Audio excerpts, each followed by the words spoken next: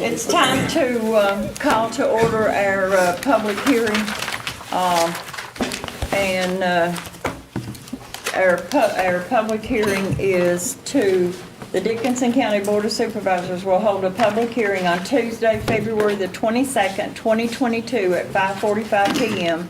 in the second floor conference room of the Dickinson Center for Education and Research in Clintwood, Virginia, regarding redistricting in Dickinson County pursuant to the Virginia Code Section 24.2-304.1 ETSEQ, authorized by Larry Barton, Dickinson County Administrator.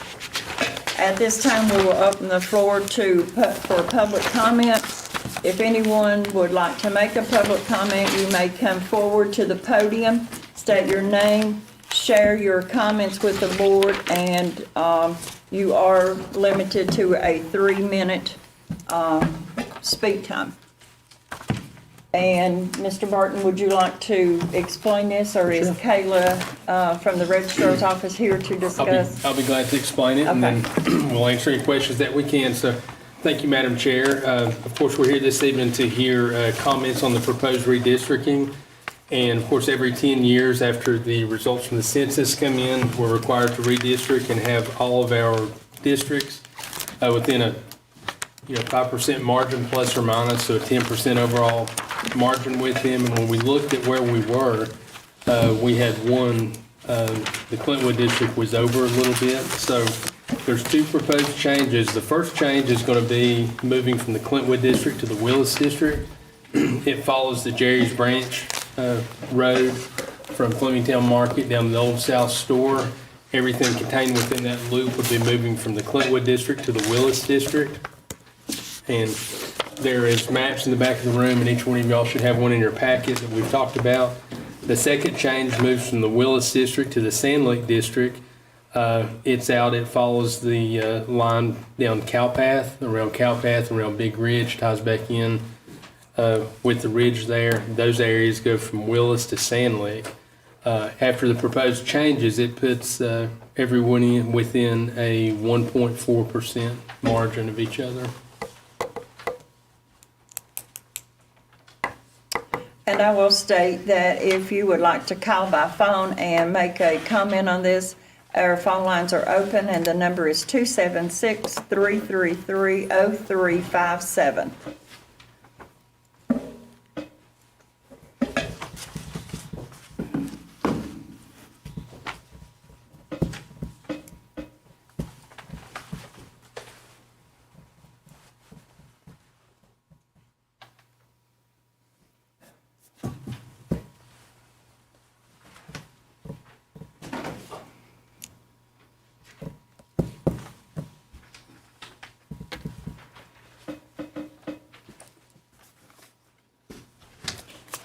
I'll say I'm highly upset that they took me out of the district of Hackworth and put me with Pillion and Terry Kilgore. I think it's crazy, so. Madam Chair, if I might add a comment. Yes. Speaking, for the public that's here and those that might be watching, Ms. Willis did bring out a good point, not at the county level, but when the redistricting was done by the state, Dickinson County is no longer in only one House district right now. The majority of the county is served by one Senator or Delegate Moorfield, and the Kennedy district is going to be served by Delegate Kilgore. So about 3/4 of the county's Moorfield, well, maybe a little more than Maybe a little 3/4. more, right. 90% by Delegate Moorfield, maybe 10%. Kennedy district with all the counties served by really about Senator 20%, because we're divided pretty equally with all of our districts now. And then, of course, we moved from Hackworth to Senator Pillion as far as county-wide. So those changes were made with the state redistricting, and then, of course, ours is to balance the county within our 5 districts. So. When I moved legislative districts also, didn't I? Yep, you're in. I'm in Terry Kilgore's You district are. now. You are. The House district, we're split. We were all with Delegate Wampler, and then now, as Mr. Evans shared, your district, the Kennedy district, is split off by itself for Delegate Kilgore. But I'm not her sure did- what's even numbered, is Terry They was renumbered number those. one, so I don't even know, well, he was one, so I don't know if it's, and then They we were renumbered. HD4, but I don't know what the new numbers would be. But the Kennedy district and all the other districts all go with, Senator Pillion. Pillion. Yes. The whole county as a whole moved from Senator Anything Hackworth affected higher to up? Senator Pillion. Oh, okay. Excuse me? Anything affected higher up? No, we're still in the ninth. Did you have any? Okay. Not unless y'all have any questions for me. We'll be working, just as soon as y'all pass this, we'll be working to notify all 10,000 plus voters because of the renumbering scheme, even though you all aren't affecting but about probably less than 200 voters, truthfully. We still have to notify all 10,000 and some that we have because of the new numbers. So those houses are gonna be like 41 and 43rd now. It's just totally not even close to what we were. So.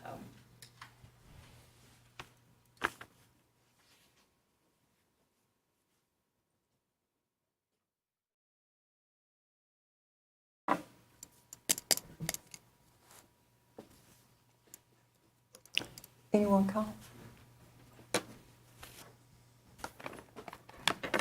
If you're just tuning in on YouTube, watching our live meeting, and you would like to call, the number is 276-333-0357, and we'll leave the public hearing open just a couple of more minutes so we can transition into our regular board meeting.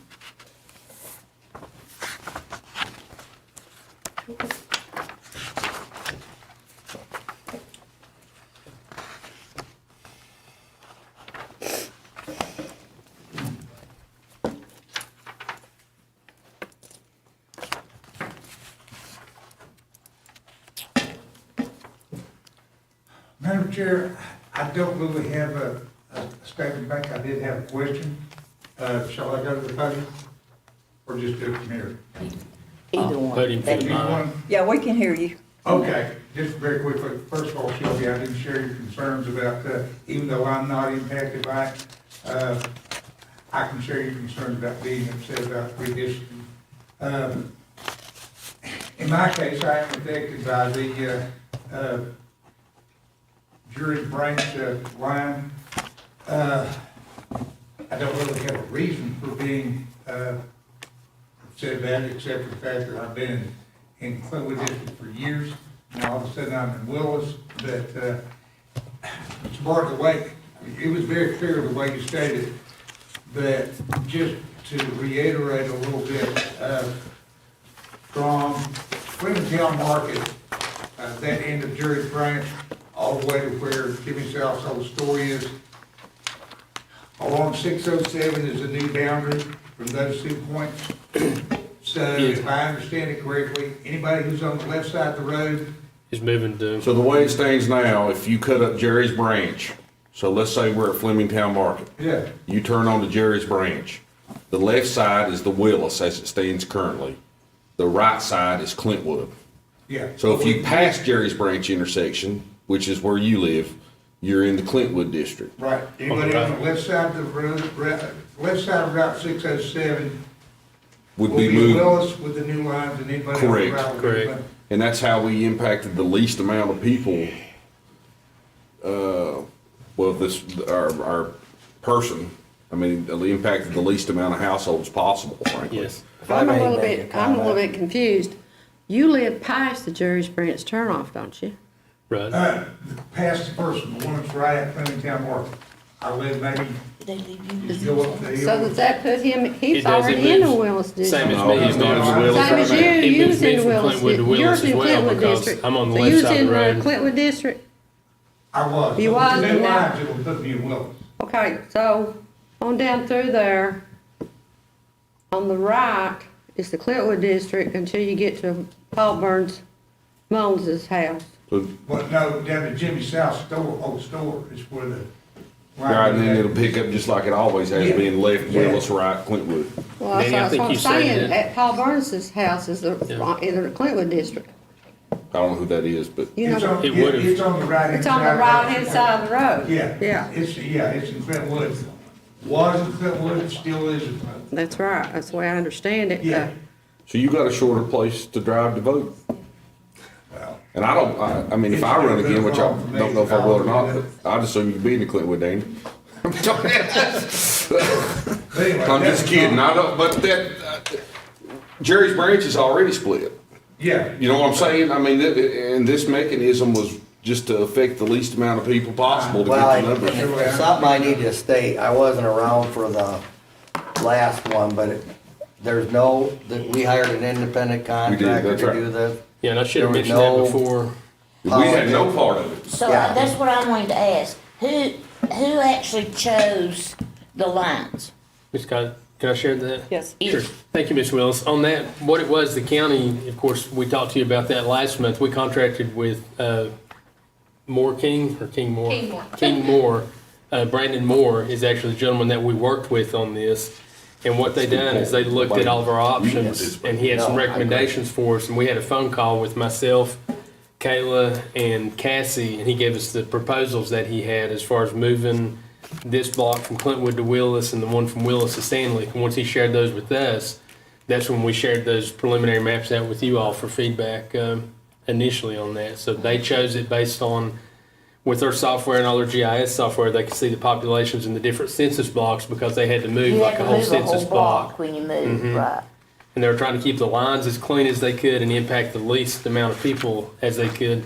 But I will say, Danny, you done a better job stating it than I did. Really, it's moving the line from the Jerry's Branch Road back down On to out to the Lake 607 Road. instead of the left, right, now Lake Road. Right. On the left between that becomes, The reason for that is the Willis was short voters and the South Clintwood was plus voters. Right. And really, that, to me, that made, and I've never, we didn't participate in it at all, Stanley Mr. was Taylor. short, too. But to me, that made more sense than anything I could have Well, ever and come the up with, point, frankly. the point I was trying to make, yes, we gotta vote on this and approve it, if we, so be. But the point I was trying to make is there was no tug of war as No. far as I any. think you folks made a wise decision Yeah. having somebody who didn't have a horse in the race, so to speak. Yeah, And that's exactly what that's what we did. that was the point I wanted to make. Ms. Kaiser, if I might state That's a- for the I'm record, glad the you- board, we approached the board and asked them to allow us to do it that way. And once they did, nobody has had any input or said, let's change this or do that. They've been totally out of the loop on this, and we took the recommendation from King Moore, shared that with the board. That's the same recommendation that the public sees here today. There's been no changes or influences on that at all. And it was my understanding they had to take a whole sector. They to couldn't move by take census bits and block. pieces in different locations. They had to take the whole, And The whole They census have to block, do and a census block. Yeah. there's They have to pieces, take a whole census block when Yeah. they move them. they did. for instance, in the White Ridge area, at least from my 30 years of recollection, have always been in the Willis that will now be in Sandy. Yeah. So there's people just like you, Danny, Stanley well, I've always County been match Willis or population. whatever, and they're gonna have to go all the way to Sand Lake Elementary to vote, I guess, instead Well, of. and that will have to be decided later too. Well, but I'm saying, those Could be a people, future it's not change. just that area that's affected, it's, Right. Well, the distance to a polling place was not an issue for me. I guess I just resist change. Always been in Clintwood and, Well, and and- Shelby just, you and I may be able to complain, but I don't know how much of it. Hey, it's, Well, help me it's because not I a didn't lonely mind road, Richmond. Danny, because we all resist change. move, you'll have to move across the road. Well, I You'll have thought, to move across the road. Evidently. Madam Chairman, I thought it was sort of, that little thing there that's called Minnow Pond Yeah. was in the Clintwood district, was. well, it is until we It is. vote, or unless we vote. Well, right now, they put it in the Willis district, is that right, Right, if we Larry? vote to approve it. It was in, because I went around there, that's where Shannon Central is, and Mrs. Newberry and so forth. Yeah. And now that is in the Willis district, which makes a little bit better sense, because you go down, when I'd go down on 607, everything on the right was in the Clintwood district. Right. And then that little section there where that pond is, was the Clintwood district. That's right. I campaign on Sandy Ridge. Part of it's Wise County, gotta be careful. That's true. It makes a little sense what they did, but we didn't have anything, like I said, we didn't have anything that, I didn't know till Larry told me, and I mean, It's 6. Yeah. And all of us, I don't think none of us knew until we all got the No. email at the same time. Yeah. Yeah. And Madam Chair, just to add to what Larry said, multiple counties have used King Moore this year for their redistricting, just so that it is completely, non-political. You guys aren't affiliated with it, and he has made recommendations. I know he done Wise counties, he's working on Buchanan counties. I think he's doing Grayson. I mean, he has done multiple counties with this. So we're not the only ones that's reached out to him. We got major bang for our buck, I think. I mean, Yeah. Oh, yeah. I could have And I never mean- really come up with that. You spent 5 minutes with this man, it was amazing, Yeah. like when Larry said, he presented this to us and said, this is what my recommendation is, you drag this here, you drag that there, and there you go, and we were like, 5 minutes and he was done. And really, it makes sense when you look at it. That's the best way we could have affected the least amount of people. Yes. That makes a And lot of like you sense. said, you are giving up some of Willis to Hayside, but that is because you do have to take those whole census blocks. So by giving that Gary's Branch area to Willis, we kind of put you guys over a little bit, so we had to offset for the Hayside district that was a little bit short at that point. So that's why we took some to Willis, and then we gave some of Willis to Hayside. That's where that played in. And I'm just analogizing that for Mr. Edwards because there's gonna be people there that Sure. will Yeah. never have voted anywhere different than And in Tar the Pond. process, you met the requirement for keeping lines compact and contiguous. I think that's what the code says, isn't it? That you can't go crazy. Well, it's not, yeah. Yeah, you gotta keep them Taylor, straight. did you help with it, or? No, I was just on the meeting that Larry had with him, Oh, okay, where he presented to Larry what was done. okay. Okay, I don't think we have any other phone calls, or we don't have any phone calls. If there's no one else to speak, we have went over a couple of minutes, and at this time, I need a motion and a second to close public hearing. I'll make a motion, we close the public hearing. I'll second it. Okay, we have a motion and a second to close public hearing. All in favor, please say aye. Aye. Any opposed? Okay. It is now 6:02 PM, time to call our regular meeting of the Dickinson County Board of Supervisors to order. I would like to note for the record that all members are present, as well as the clerk, Mrs. Teresa Lyle, our county attorney, Mr. Sturgill, and our county administrator, Mr. Barton. And at this time, we will go to the Lord in prayer. After prayer, we will ask everyone to stand and ask Ron if he would lead us in the pledge. And I will lead in prayer. Our gracious dear Heavenly Father, Lord, we thank you for this time together. We thank you for the time and the knowledge to help us to run our county and be good stewards of our taxpayers' money and represent our county well. We ask you, Lord, that you just send your blessing down upon us, each one that has come out here tonight, whoever is listening. We ask that you just be with us and help us all to be what you would have us to be, Lord. And we ask that you just bless in the ones that are sick, homes that are bereaved. There have been so many deaths in my own community since the first of the month that it has just been so heartbreaking and that. But we ask you, Lord, to just look down and be with us and ask that you'd forgive me of my faults, my failures, and my shortcomings. And I won't forget to ask this in your name and for my sake. Amen. Okay. Okay. Everyone stand and face the flag. I pledge allegiance to the flag of the United States of America and to the republic for which it stands, one nation, under God, indivisible, with liberty and justice for all.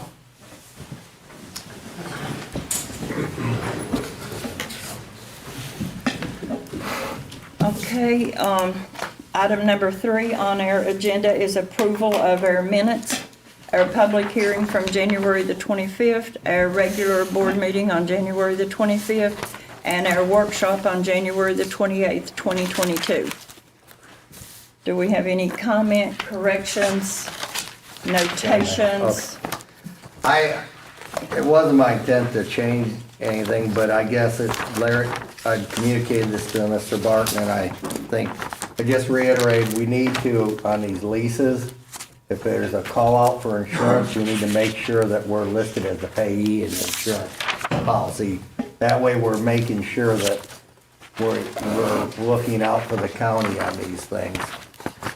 if something should happen. And that's the only thing I noticed in the 1 minutes that I didn't see. But you printed a new page in there and that, so it's fine. I'm good. Other than that, I'm good with let's approve them with that. Okay. We need a motion and a second.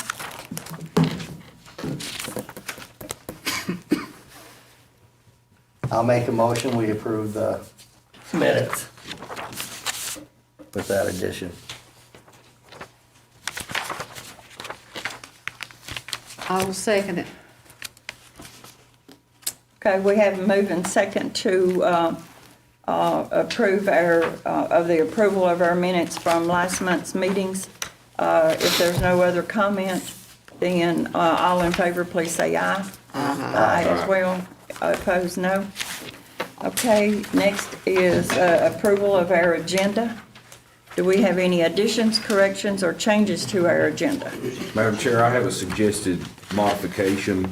We have our guest, Ms. Pike, here to meet with us tonight. It's my understanding that she would like to meet on an economic development issue in closed session. So my suggestion would be to move the closed session meeting up to either 10 or with an adjacent 9 with Ms. Pike where she's located already.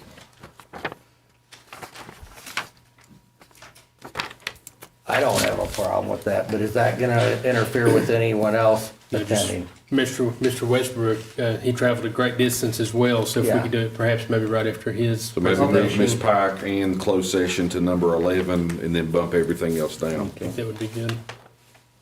That would be, I guess, my So motion. item 10 will fall after public comment to item 9, right? No, Oh. item 10 will remain, and then Oh, okay. item 11 will become closed. Oh, okay. So really, you want to bump 10 back to 9, I guess. Yeah. Right, I mean, Yes, theoretically. All right.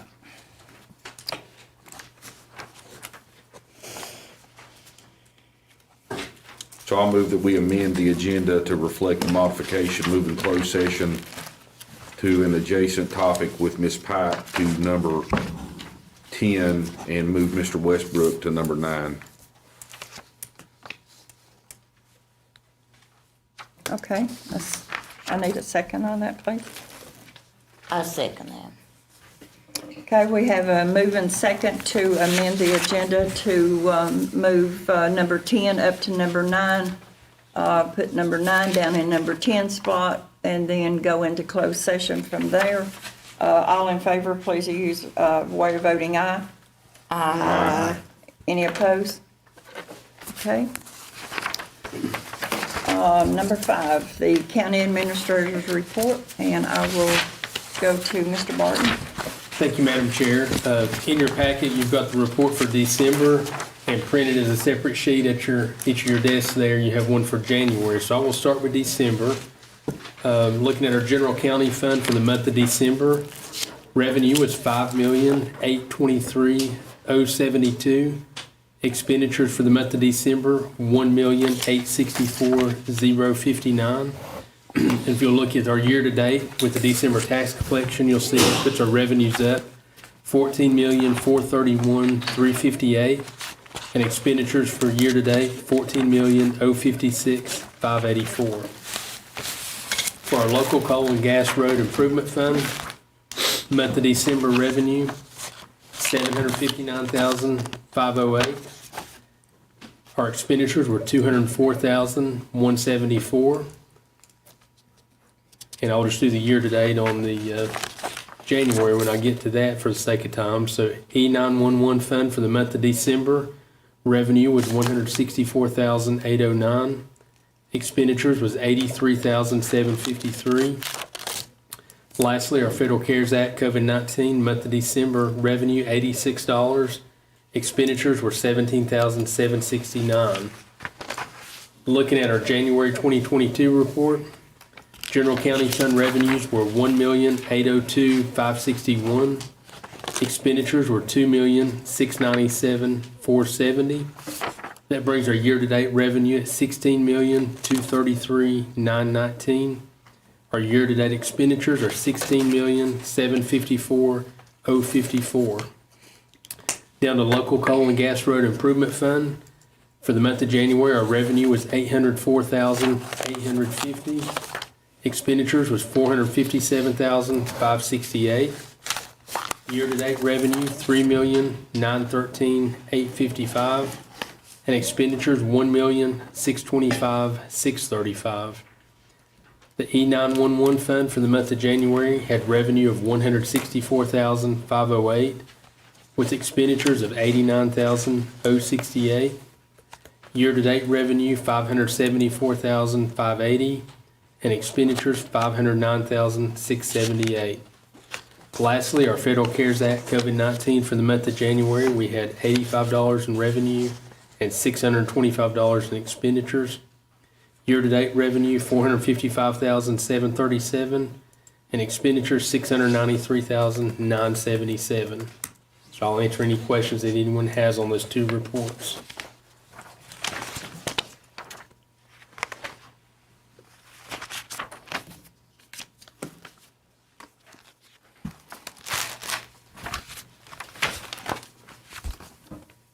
Looks like the E911 fund is not running a deficit right now at the end of January so far. Right.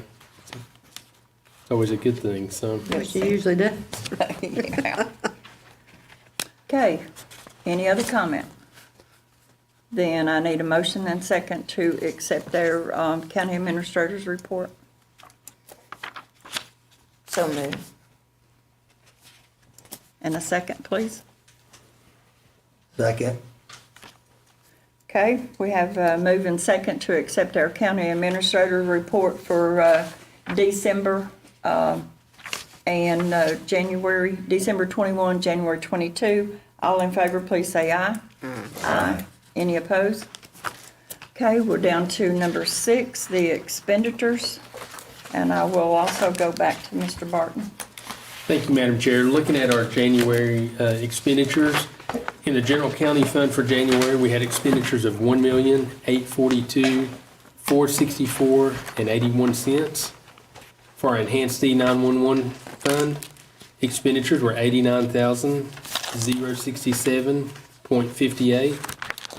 Our coal and gas road improvement fund expenditures were $100,417.96. And lastly, our Federal CARES Act was $625 for the month of January.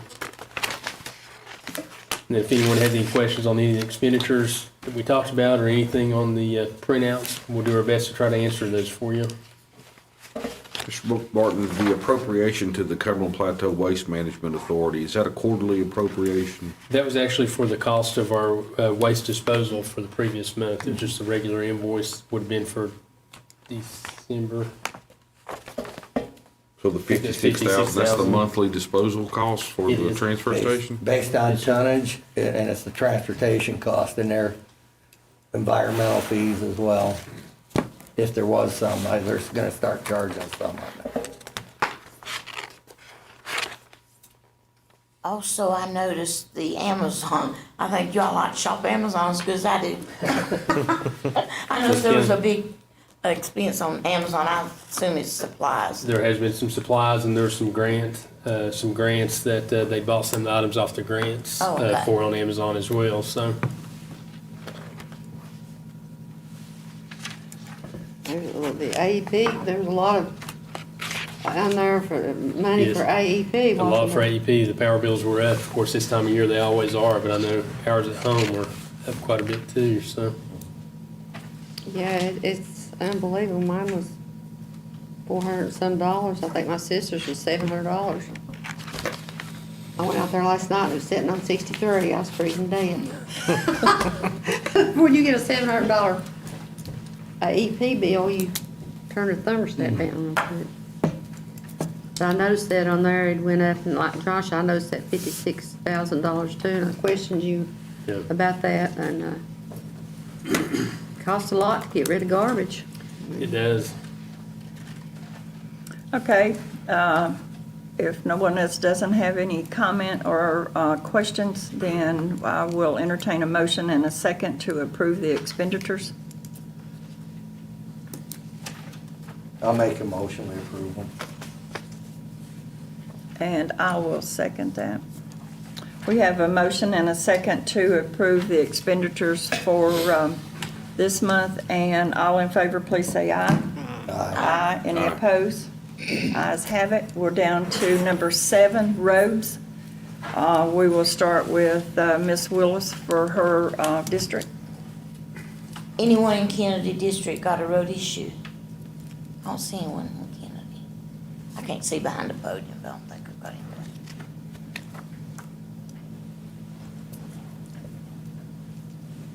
You can go ahead. Okay, Ms. Willis? Anybody from the Clintwood District have any road concerns? I was just telling Shelby as I come down County Ridge, right where they're building the new VDOT buildings, there's a big pothole.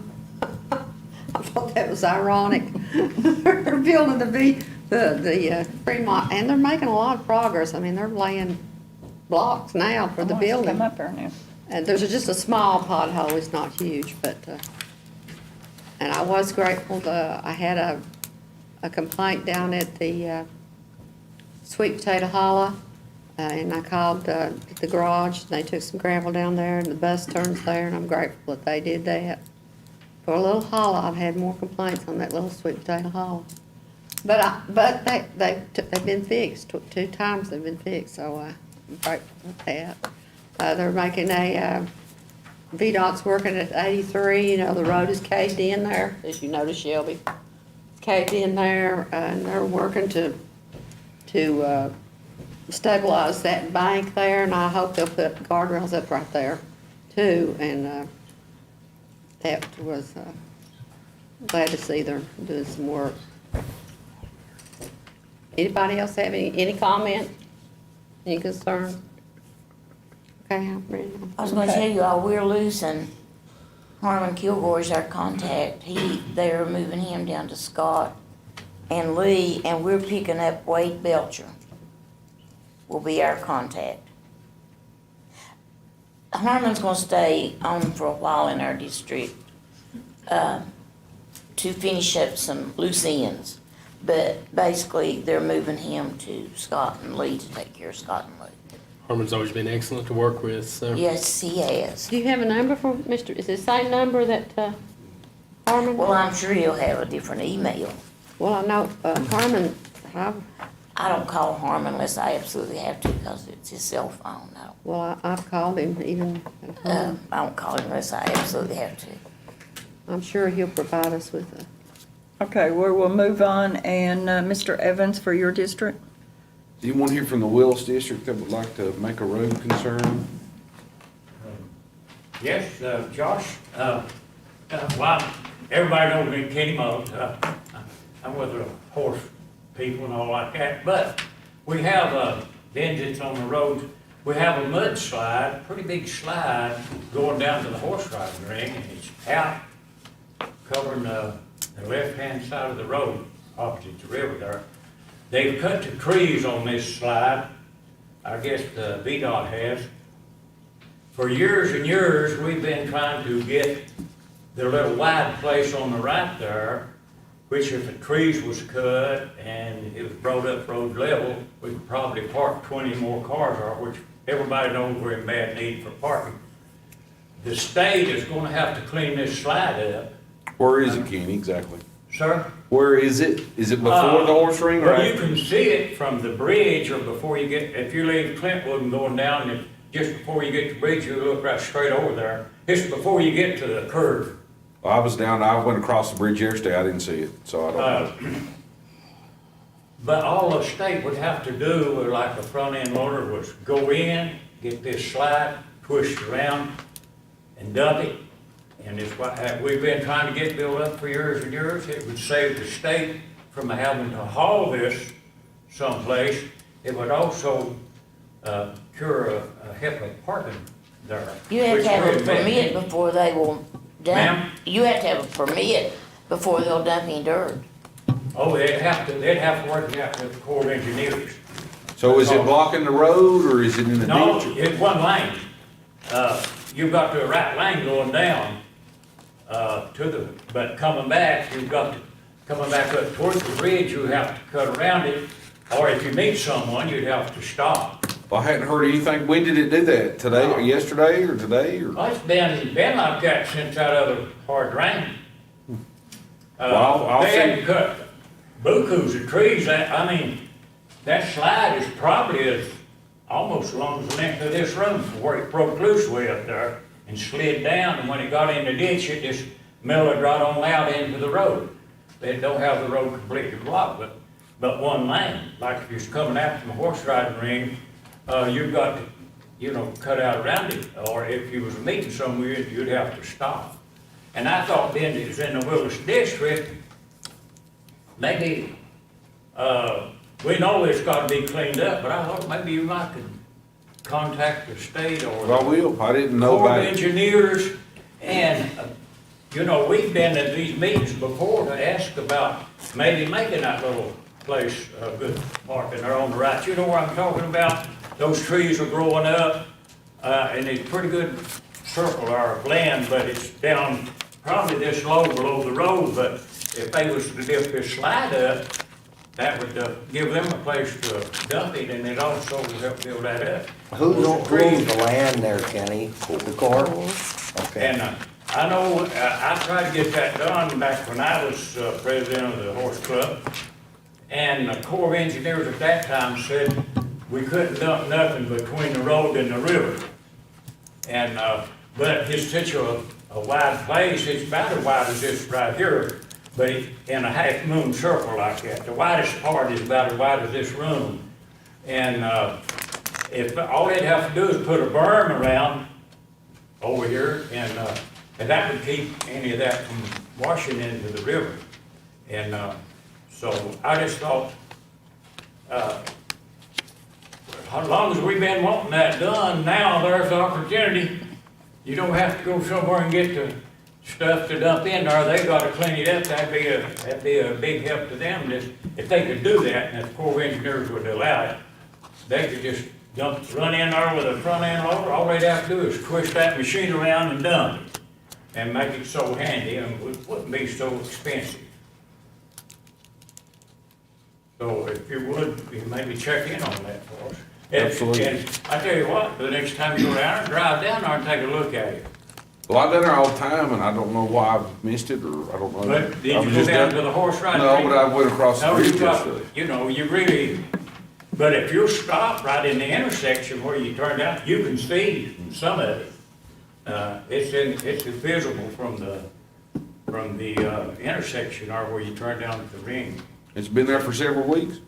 Sir, It's been there for several weeks? not several weeks, but I'd say 2 weeks anyway. Ever when that other hard rain we had, that's when the slide came.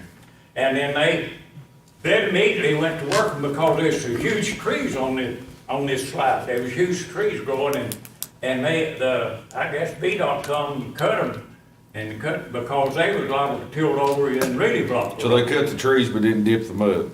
Huh? They cut the trees but didn't dip the mud? No, they cut the trees, but they did not. They did I'll check just a on it. little bit off the road because it just about had it blocked, but while they was working there, they did scrape a little bit, probably a snowplow pushed out a little bit or something like that, but take a look at it. Yeah, I'll do it. It's a pretty bad thing. And I appreciate that. I just thought that nobody knows about it much or something, and just be a real good time to go ahead and build that up a little bit. It's probably enough dirt to build it up. You could park some more vehicles there. Okay, thank you. Yes, sir. Madam Chair, you move on, please. Is anybody else from Willis? Thank you. Okay, Mr. Peters, your district? Anyone from Sandlick District have any road concerns they'd like to report? Scotty, Terry? You're the only ones I recognize here from Sandlick. That's not over there, just potholes everywhere. It's getting that time of year. Hey, I seen an interesting, thing on Facebook, you might try. Guy was fishing in one and caught all kinds of fish. Anyone here from the Irvington district? Mr. Deal? Just the chug holes. About it, when we first got up in the holler. I've done some more reporting as people call in and, but, I mean, when they call me, I give them the 800 number, or if they Facebook message me, or if they email me, I tell them that I'll report it, but here's the number, you go ahead and report it as well, because they don't work no faster for us than they would you, and at least the citizens is reporting it, so. Okay, I guess we will move on from roads. Appreciate the comments and the people who has spoke up, and we will move on to item number 8, which is public comment. We do have a 3-minute rule for speaking. You need to come to the podium, state your name, your address, and make your public comment. If anyone would like to call in, you can also call in for public comment at 276-333-0357.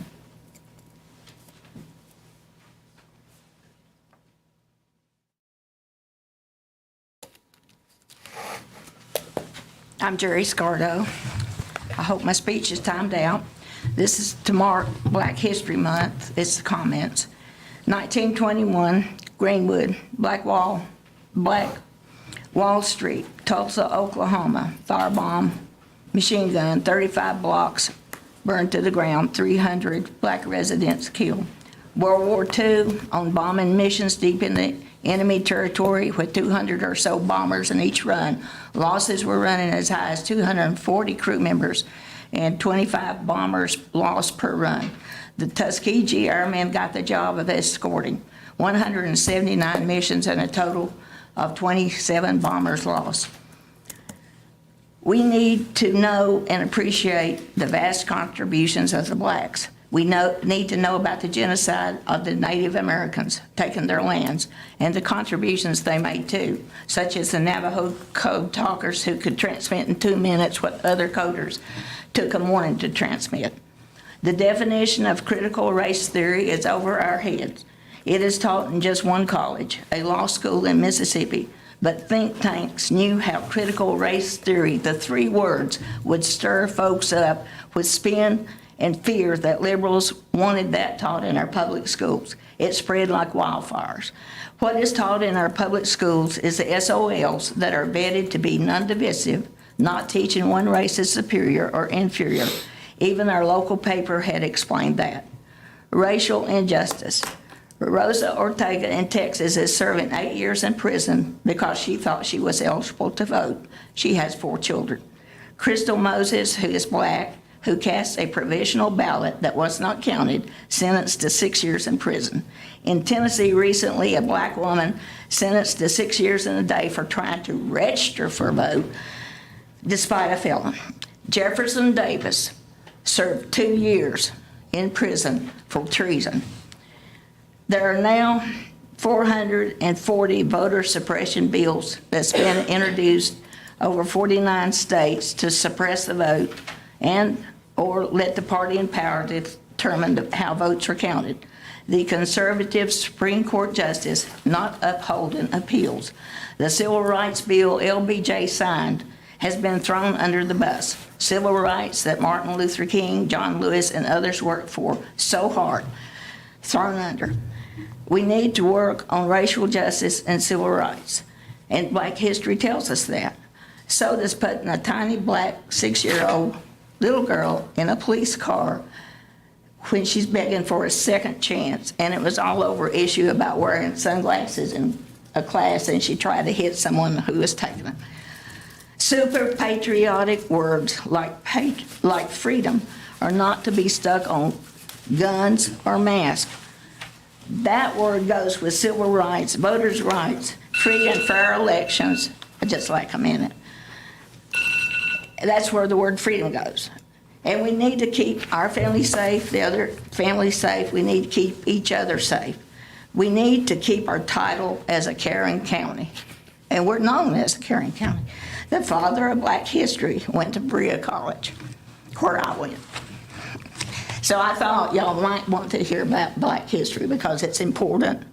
The racial stuff is important, and we need everybody working together. We have big, big issues. Thank you. Thank you for that. Thank you, Jerry. Anyone calling? Anybody else for public comment?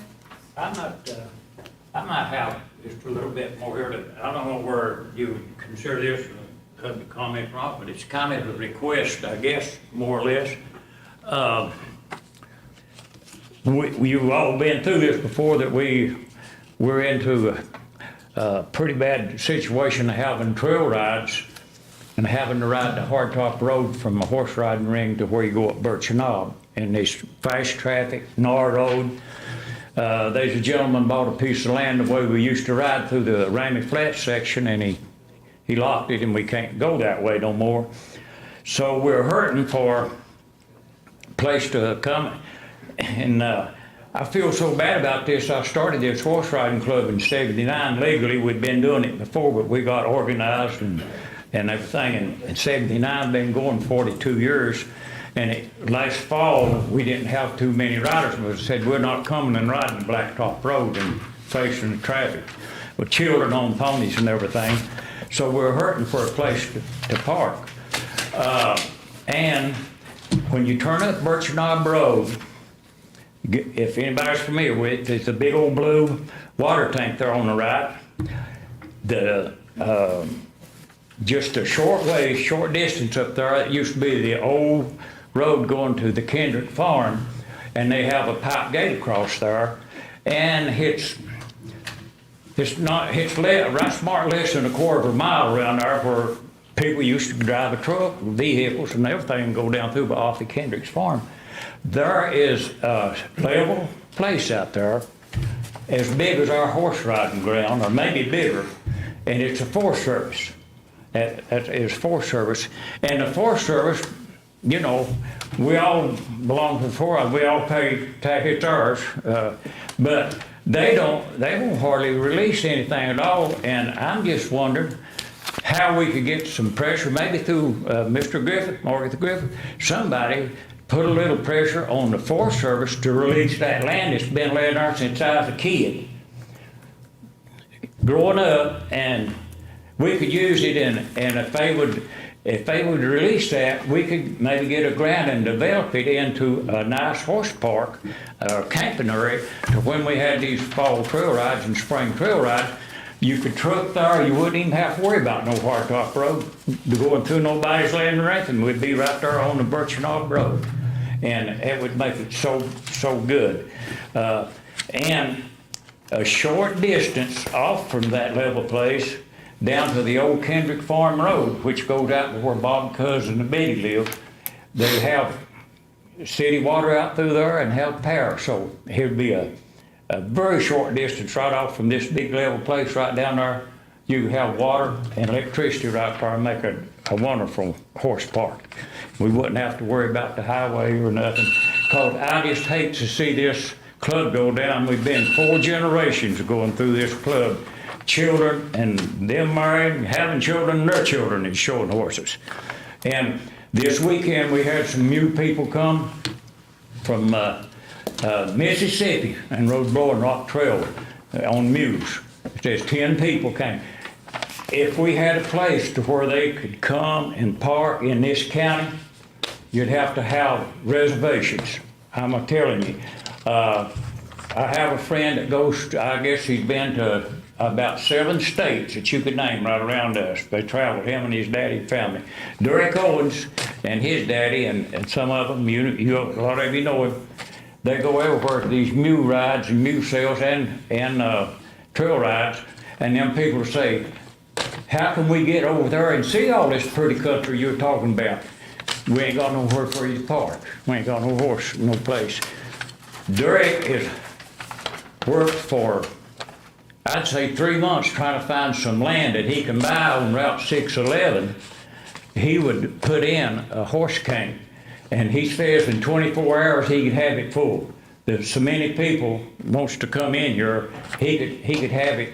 So you talk about tourism, they come in here and they buy food and they camp and they maybe buy a 4-wheel drive truck or horse trailers or whatever, and it would put this county on the map. But I thought it might be a good chance to say this, and I'm sorry if I butted in anywhere, but I'd like for somebody, some way to try to help us without this club going belly up after we've been going that long. Because I'm afraid we might have some horse shows, and they complain about no horse park on account of that, but it looks like it's going to be too bad for us to have a trail ride and have to ride that blacktop all the way. So I would sure appreciate if anybody has any kind of idea or anything I can do to help somebody, maybe get the Forest Service to release this land. Why is it laying there and can't be used? You know, it's pitiful, you know. Okay. All Okay. right, we appreciate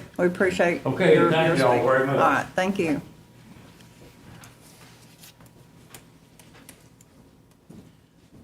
I guess for the record, the two people that spoke in public comment was Mrs. Jerry Scardo and Mr. Kenny Mullins that didn't make their name statement, but just for the record for that. Anybody else? Phone call? Okay, I guess we need a move and second to close public comment so we can move on. Make a motion to close session, or public comment, I think. And a second? I'll second it. Okay, we have a move and second to close public comment. All in favor, please say aye. Aye. Any opposed? Okay, now we're moving down to item number 9, which would have been item 10.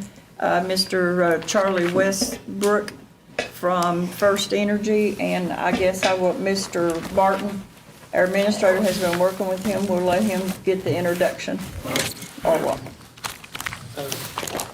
Mr. Westbrook, we appreciate you making the trip down. I know you and I have spoke several times, and you were in the area before you and Ms. Stratton and your other partner there, and we got to meet and share some of the work that you're doing. I think McCann and Tazewell, you're working with them, but again, the floor is yours. We appreciate you making the trip down. Great. Thank you very much. Madam Chair, supervisors, my name is Charlie Westbrook, and I'm with the company First Earth. I'm a principal and president of First Earth based in Richmond. As Mr. Barton said, we are contracted doing work related to flood prevention with Buchanan County. We've begun that study and that flood plan for that prevention. We recently have just signed a contract to do the similar types of elements with Tazewell County. And what we are bringing to these counties' attention and to your attention is through this presentation that was hopefully submitted in your package, is that there's an opportunity in Virginia to secure funding related to something through DCR called the Community Flood Preparedness Fund. It's something that is been done through the sales of carbon credits and carbon offsets for industry like the energy industry, transportation, and others at the corporate level. And through that, half of the money of the funds has been distributed for communities and for counties to begin to address the flooding that is happening in inland counties, mountainous counties, and then certainly coastal counties. And so, as I said, we're already working. We've won one award, as you can see in the package. Craig Horn was congratulated by DCR for winning a $387,000 fund that we are the prime contractor on. We have brought in a subcontracting partner by the name of Stantec, which is a $5 billion international company that is helping us with their engineering and earth moving and all of that. Right now, we're in the planning phase. We hope to apply for project dollars, but right now it's just the planning phase. And a little background about our company is we are in the conservation and ecosystem finance space. So we work with large landowners and municipalities to identify ways to use nature-based solutions and to also get the most out of a county or a landowner's eco assets, be it land, water, and air. And by air these days, I mean carbon credits that are typically by keeping trees on the stump and being paid for that. So that's just a little bit of an identification of what the types of services that our company offers. But I wanted to introduce myself here tonight, and I thank you for having me, and bring to your attention this opportunity that the next round of funding closes on April 8th. And we would certainly, as talking to Mr. Barton and meeting with Mr. Barton, we would like to include Dickinson as a client that we could apply for grant funding for this flood prevention study. It would be at no cost to the county. We would do this on a contingency, and if we were fortunate to win, like we did in Buchanan, we would be the project managers to go ahead with our partner to go ahead and create the flood planning in hopes of the prevention plan would then be used to then get more dollars for project remediation. Very interesting. Where, may I ask, where in Buchanan County will that $300 and some thousand be spent? I mean, There are a number of different sites, but really it's Hurley is the big site. it's sort of pitiful they announced they were gonna give them $175,000. Yeah. That's pitiful. Yeah. I mean, they won't hardly buy, they won't buy a house. No. And So you're going to be doing this work, this 300 some thousand in the Hurley area? so we've already won those dollars, and we are going through the planning process of what we've done is looked at pinch points in the county to identify what the remediation would be, to plan the remediation. And then at that point, once the plan is buttoned up, we think we can then go back to the source and ask for project dollars, which would be in the many millions of dollars, to go ahead and move the earth and help those people move to some degree to higher land. So you wouldn't be doing, if we do this, the towns, you wouldn't be going in the towns and doing flood, you would be just in the county, or? Well, we would go to wherever the jurisdiction is allowed. So in Buchanan, there's the town of Grundy, incorporated town of Grundy, and then there's the county. So we have a contract with the county, not with Grundy per se. Well, I don't say that we would, I mean, we're not losing any money, we're not, it's you that has to get out and do the legwork, right? Right. I don't see why we could not do this. What do the rest of you think? Sounds like, I'll tell you, one of the biggest things when we have flooding is people won't come, and the VDOT won't come clean the ditches out. And it just causes a lot of flooding, and also because of strip mining, that has Right. led to erosion, and which I had heard, I read the article the other day about the solar panels were being, because they do cause erosion around the Chesapeake Bay, they're putting more and more of those in, and then a lot of people are against them because of that, but. So to your point, everybody is excited about renewable energy, but what they don't realize behind the scenes is that oftentimes there's timber that's cut, and the ground isn't properly prepared, and so all the soil is disappearing or clogging and choking the waterways. Do you work with, I don't know if they call themselves DMLR now, do they? Is it, Larry, DMLR? Division of Mine Land Reclamation? I think they've changed their name since. Yeah, I think they changed their name, but I don't know what the acronym is. We are in discussions with them as it relates to some of these projects and as we're doing the work in Buchanan to identify studies that they may have or maps that they may have in some cases. We're just getting into that right now. I noticed over towards the end of this brochure in here, it says that you will not interfere with or jeopardize the county's U.S. Army Corps of Engineers Project 202 flood proofing project, because a lot of that is going on in the town of Hayside, up Sand Lick, Lick Creek, Clinch Cove, Summon, McClure, and all that, and that's already millions of dollars that's been awarded. Right. To work. We do not want to interfere with that at all, and there's nothing in the grant manual for this fund, for these grants, that indicate any kind of priority or something can't be there, which would disqualify this type of work. So we don't see any problem with coexisting with what they're doing and what we would be doing elsewhere. So your firm, we would be contracted with you as a board, and then your firm would bill via the grant monies for, I guess, management of the projects or project? Only if we win. Well, I understand, Yeah. but I'm saying, Yeah. so what would you be doing? I mean, what would you do? You would make the application on behalf of the county, Correct. and then if it was awarded, then what?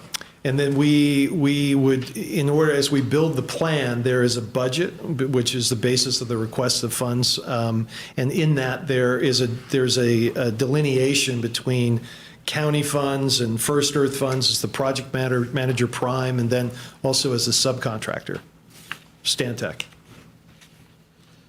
So what, I mean, would you be asking us for prospective sites to study, I guess? Or like if we had an area of our district or county that we wanted flood reduction studies on or something That like you that? knew that was a problem, then we want your input in that case so that we can identify the lay of the land and the issues and problems, but include that in the grant application so that the funders would realize that we've already put enough legwork into the application to know what we would do with the funds. Really, what's the justification of those funds? As an example, you said you got an award for Buchanan, so you said at Hurley, what are you guys looking at doing? I don't have the whole plan with me here today, but I will tell you that we were awarded in December, and since then, we've had probably 3 or 4 calls with the county, and I will say that COVID has delayed some of the ability to get together and all that. So we've been mostly getting together via conference call, and we are really we've had kickoff meetings, and we also now are looking for individuals in the community that can be part of the steering plan committee to make sure that we're getting input from the community as to what in the county does need to be addressed. We have ideas and initial ideas that we used when we applied, but we also want to hear back from the constituents to make sure that we're addressing. And I guess that's what I'm asking, they gave you money, so what are your initial plans? Because they based that, they looked at those to base on what awarding you the money. What are I'm looking for kind of like ideas of what we might look to gain from this and stuff. Sure. So I mean, the money is, we would continue to work with you as we put the grant together and the grant application together and identify 2, 3, 4, 5 spots that we would look at that and begin to assess what we think is just the general standard of business and practice to identify how we would evaluate these sites and understand the problems of these locations more thoroughly, to then therefore put together a project budget, which would actually, because you have to go with the plan, and then a project budget to actually address what the remedy would be in those particular sites.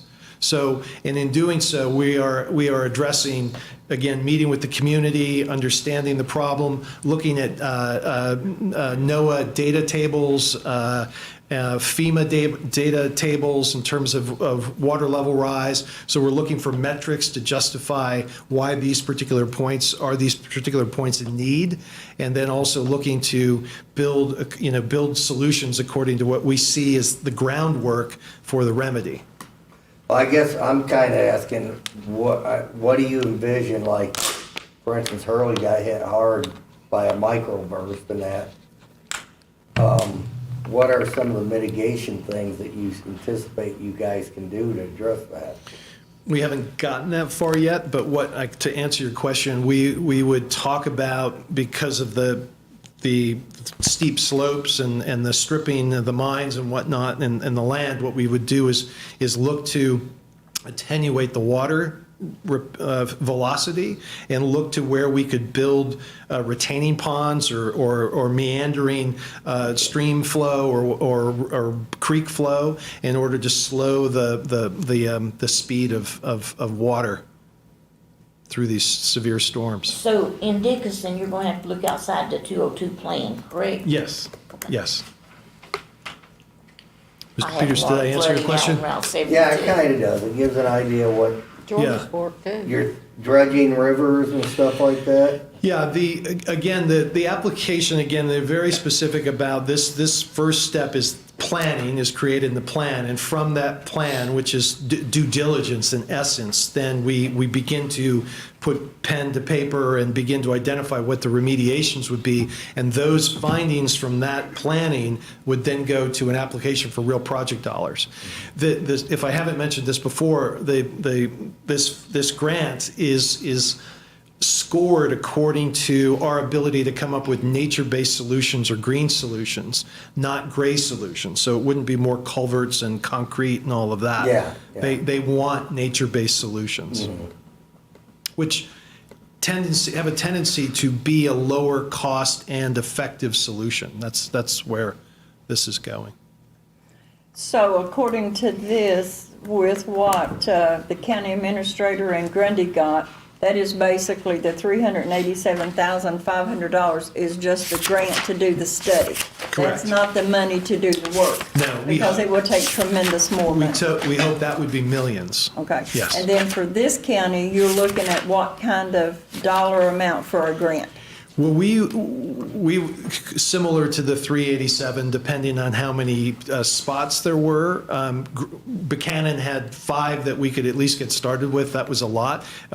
Perhaps Dickinson has 2 or 3 or 4 or 5. I don't know. But as the way it's working with Tazewell is we've contracted with Tazewell. Now we're going to do some study work with them and get their ideas and start to do some research to understand, to begin to build a budget that would be created for this grant application, for the planning application.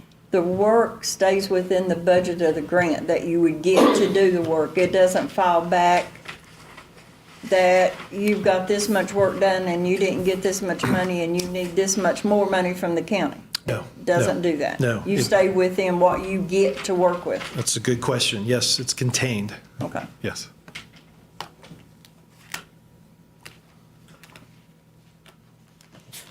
So what do you need from this board?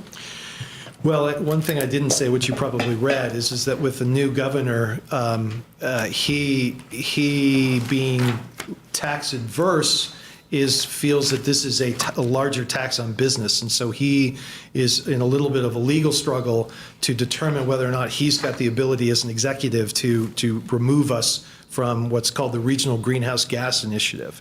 So there are lawsuits or pending lawsuits that say that he does not have that authority, and I think they're testing that. But in the meantime, DCR has established that the third round of funding will be on April 8th. And so what we were here to be urgent in the sense that time is of the essence, to say that what we'd like to do is move ahead with a contract between our company and the county specifically related to this opportunity of grant writing. And what we've done in Buchanan as well as Tazewell is also look at other skill sets that we have too related to outdoor recreation and tourism and economic development as well. It's not, those are other subjects for later dates. The flooding is what's most urgent, but we would be looking to be contracted to go ahead and represent the county, because the county of Dickinson has to be the applicant for this grant funds.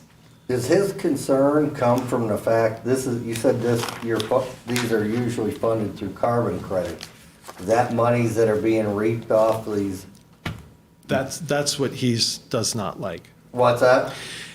Apparently in the Northam administration, they passed the Virginia Clean Energy Act. Mm-hmm. And so now, change of administration, they're looking to repeal or to cut certain pieces of that. Which is what and was one going of to the shut down pieces, the Virginia City plant. Well, he's asking for it to be extended to Virginia, what you said, Josh. I know, Yeah. and that's why. I understand, I know. That's why I'm asking this That's why we question. really need to look at this before we. Yeah, because I think, so the monies that they get are taxes that are put on these industries to become more green, is what? Am I reading that right? I don't know, I'm asking. Sure. So in California and other places, they've looked at industries and said, who are the biggest carbon polluters in their economy? And it's been the electricity industry, utilities, it's been transportation, it's been, in some cases. And so So Virginia, being a part of the regional greenhouse gas initiatives, is now selling carbon offsets for these companies to buy in order to ensure that they're within their carbon footprint. And those monies, which are hundreds of millions of dollars annually, half of those funds are going to counties to prepare flood prevention and flood project capabilities. There's, Understand. okay.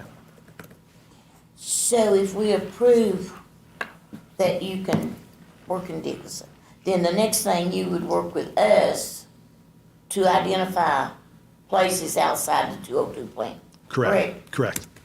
At that point, we would study Dickinson and find the areas that are threatened and do some analysis in order to put the application together, all on contingency, and then submit that and then wait. And if Dickinson is awarded the contract, then we would be the project manager, like we are in the other counties, and go ahead and move forward with the planning operation in hopes of then applying again for project dollars. Right. If Virginia is still a member of RGGI. Looks like it's a a win-win situation for us, since it's no money from us. Right. And what we hope to do is build infrastructure and resiliency in the community with this funding opportunity.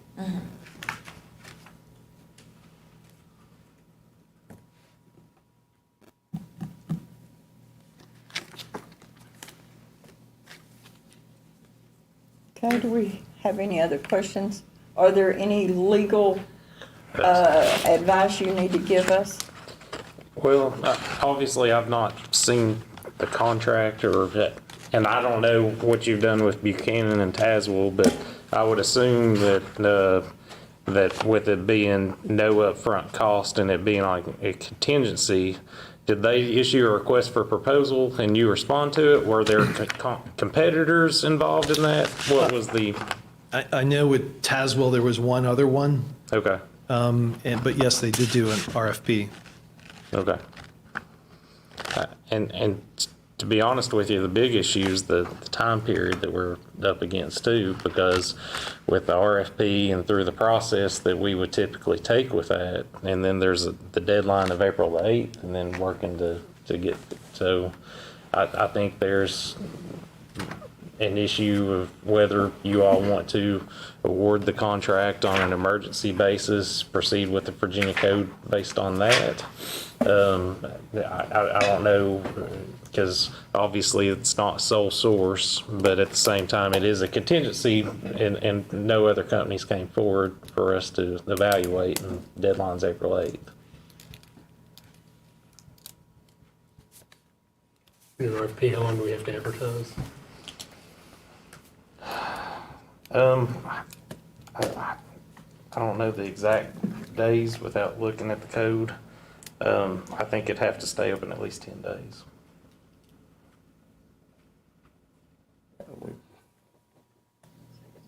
It's just barely over 6 weeks to April the 8th. Yep.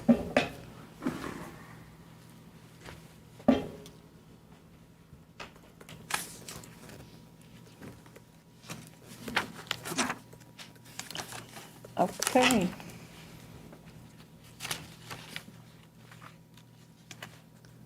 Well, how long did Buchanan County have to come up with this? I see was that when it was awarded, September the 30th? Yeah, I think we applied in July. Where have you been? We need to proceed. We've met with him several times. Oh, you've met with him? Okay. And Ron's met with Stephanie. First I've heard of it. Yeah. No. Yes. And, Do you think we can do that within 6 weeks? I think we can. I think. Of course, legally, Will's gonna have to tell us. Yeah. I mean, it's beginning to cut it close, but we're comfortable that we can. Legally, I think that from my standpoint, it would be better if you could RFP, and that way you could hear from the various and see what's out there and what they can do for Dickinson County. But at the same time, the deadline's what I'm most concerned about here. But, so I don't know how long they would need in order to, you know, in order to make the grant application or not. But to me, as far as a grant or request for proposals, I mean, it would be helpful to know exactly what kind of benefit they are going to be able to supply the county and look at what competition's out there available. You're right about the 10 days. Yeah, that's what I What's thought. that, Josh? 10 days. We'd have to advertise it at least 10 days. So, 2 days? I think so. 10. Yeah, that's what I thought. Here's the other thing, I guess because of the way this is put together and that, I feel uncomfortable without us reaching out and, because there's work being done out in Richmond about some of the previous policies. I don't want to compromise the situation or cloud it up without knowing the direction that our delegates and that are working towards too. Am I wrong for saying that? I agree with you. You know, because there's some, this is a area that been crucial for our livelihood, some of these utility industries, and, you know, coal, gas, and all that, and I don't know how bad certain things have been done that impacted those industries in the last few years. And the new governor and that's in, and they're working on these issues. We need to find out, I feel like we're only hearing one side of the story, and we gotta really hear both sides to really make a call. If I'm saying something out of place, speak up. No, I think my understanding of this, and I didn't know that you'd been meeting either, I'm not Ms. Sluss, but this mechanism for funding is through the Regional Greenhouse Gas Initiative, Yeah. which many people in our area, and I think our newly elected governors kind of campaigned against and fought against. So if he does withdraw us from that initiative, what happens to these monies and ability to, I mean, I know it doesn't you're wanting to get to the crux of us contracting with you to apply for the monies. We're hesitant on the Regional Greenhouse Gas Initiative, or at least I am. Yeah. I mean, but that doesn't matter to you. You want to apply for the monies on behalf of us. Right. I mean, I understand that. Yeah. And the monies have already been extracted, if you will. They're already in the VRA accounts for Virginia because. So did each of the states that are in the initiative get certain allocations? Correct. And so those allocations are there whether we're a part of the initiative or not? Correct. Okay. Yeah. Okay, that may not be. Yeah. This pound of flesh has been extracted, if you will. Are there another application date beyond April 8th? We don't know, because depending on the legal battle between the governor and other entities of what this will do. However, DCR has at least committed to one more funding round, which will be on the 8th. And that round is $40 million in size. But how can we even, I mean, it being February 22nd, how can we even get a project to the application phase? Is that even realistic? I mean, I'm assuming you wouldn't be standing here if it wasn't, but. Right, yeah. I mean, part of the planning is, I mean, we've done the extensive planning for counties already, and so what's missing is the critical, specific local information that we go into the plan that then help us to come up with a budget. But at that point, it's really what it is. It's a structure, it's an outline to go ahead and be permitted to do the work on behalf of the counties. And that will come later with funds that you have to apply for, right? Well, that's the project dollars. The planning dollars are what need to be, the grant application needs to be submitted prior to the 8th of April in order to be eligible for the planning dollars. Yeah, and if so desired and we are awarded, there is already funds there for the work? For the planning, yes. For the planning, but not for the work later? No, but should Virginia stay in Reggie, then the sales will still go on and then fund the project dollars, the projects. Mr. Sturgill, with him saying entering into a contract with him, with the work that he does to put this together, if he's not issued the grant for whatever amount that he may be going to do for the study, Correct. then what happens with, does he get paid? Right. Based on what he said, I think he absolutely does not. We'd have to see the contract. Right, but I'd have to see the contract to Yeah. acknowledge that. But it sounds like it's only paid if they're awarded the grant and then they're awarded from those funds. Correct. And I have a contract I can share with you, an executed contract with another county that specifies these points in black and white, not just my word. You have to know by April 8th.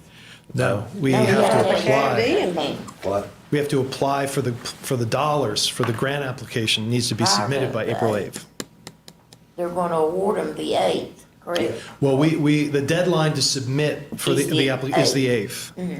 Seems like it's, can you- Realistically, when would you need to have an award by in order to be able to do all the work that you need to do? Is it today? Is it 2 weeks from now? You know, I mean, time is of the essence, of course, but I think that if there were a vote tonight to proceed, I think that we would go back at our company and go ahead and begin the work tomorrow. Just tomorrow, yeah, Wednesday. You know, we would begin right away to do that because we have a contract which is tailored for this particular use. And so I think you would be able to look at it right away and find objectionable qualities within that contract, and we could negotiate that knowing that we were moving ahead for an application. So I think time is there's enough time for us to continue to work. With our meeting schedule, I mean, we don't meet again until Right. the end of March, I so. think I that's mean, something, giving us authority to issue an RFP, and then I think that would It's- probably, that would, to me, probably be the preferable solution, and that way you all would have time to evaluate the proposals and be able, but at the same time, I guess that's why I was asking, because if he needs it now, and it sounds like it's pretty close, then our only option would be to go on an emergency basis based on the Virginia code, and that's to say that, hey, there's an emergency here and we need, and I think given that it's a grant, I think that would be, to me, legally, I think the safer process would be to go with the RFP. You know, I'm puzzled, and don't take this wrong, but we met me, Larry, and was it Chris? Stephanie, At that time? Larry Yates. Yeah, Larry Yates, and that was another thing that they had to have an answer back in 2 weeks. And I guess I'm kinda wondering why everything's always pressed up against a now.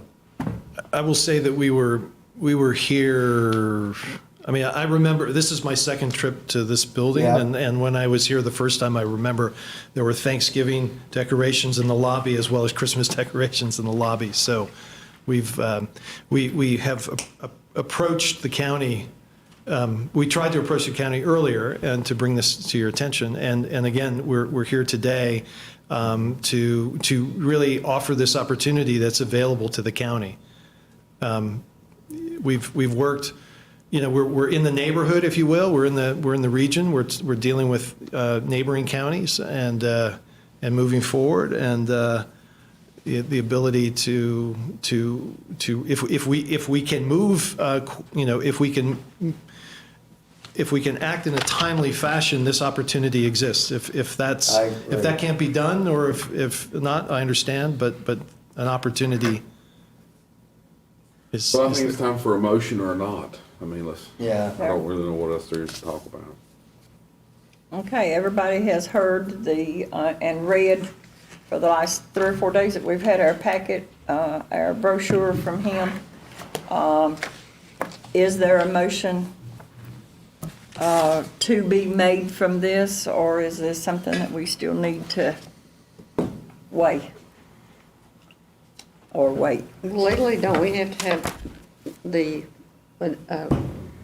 Guess we need to decide whether we're doing the RFP. Well, that's right, that's what we're, Right, there's the question of whether. I mean, 10 days. There's gonna be a motion to go ahead and proceed with the request for Yeah, proposals. that's your first or a motion. motion to go ahead with an emergency capacity. Or the motion Or to no go motion. ahead, exactly, motion to go ahead with an emergency capacity based on their proposal here and go ahead and award the contract, it's, or not do anything.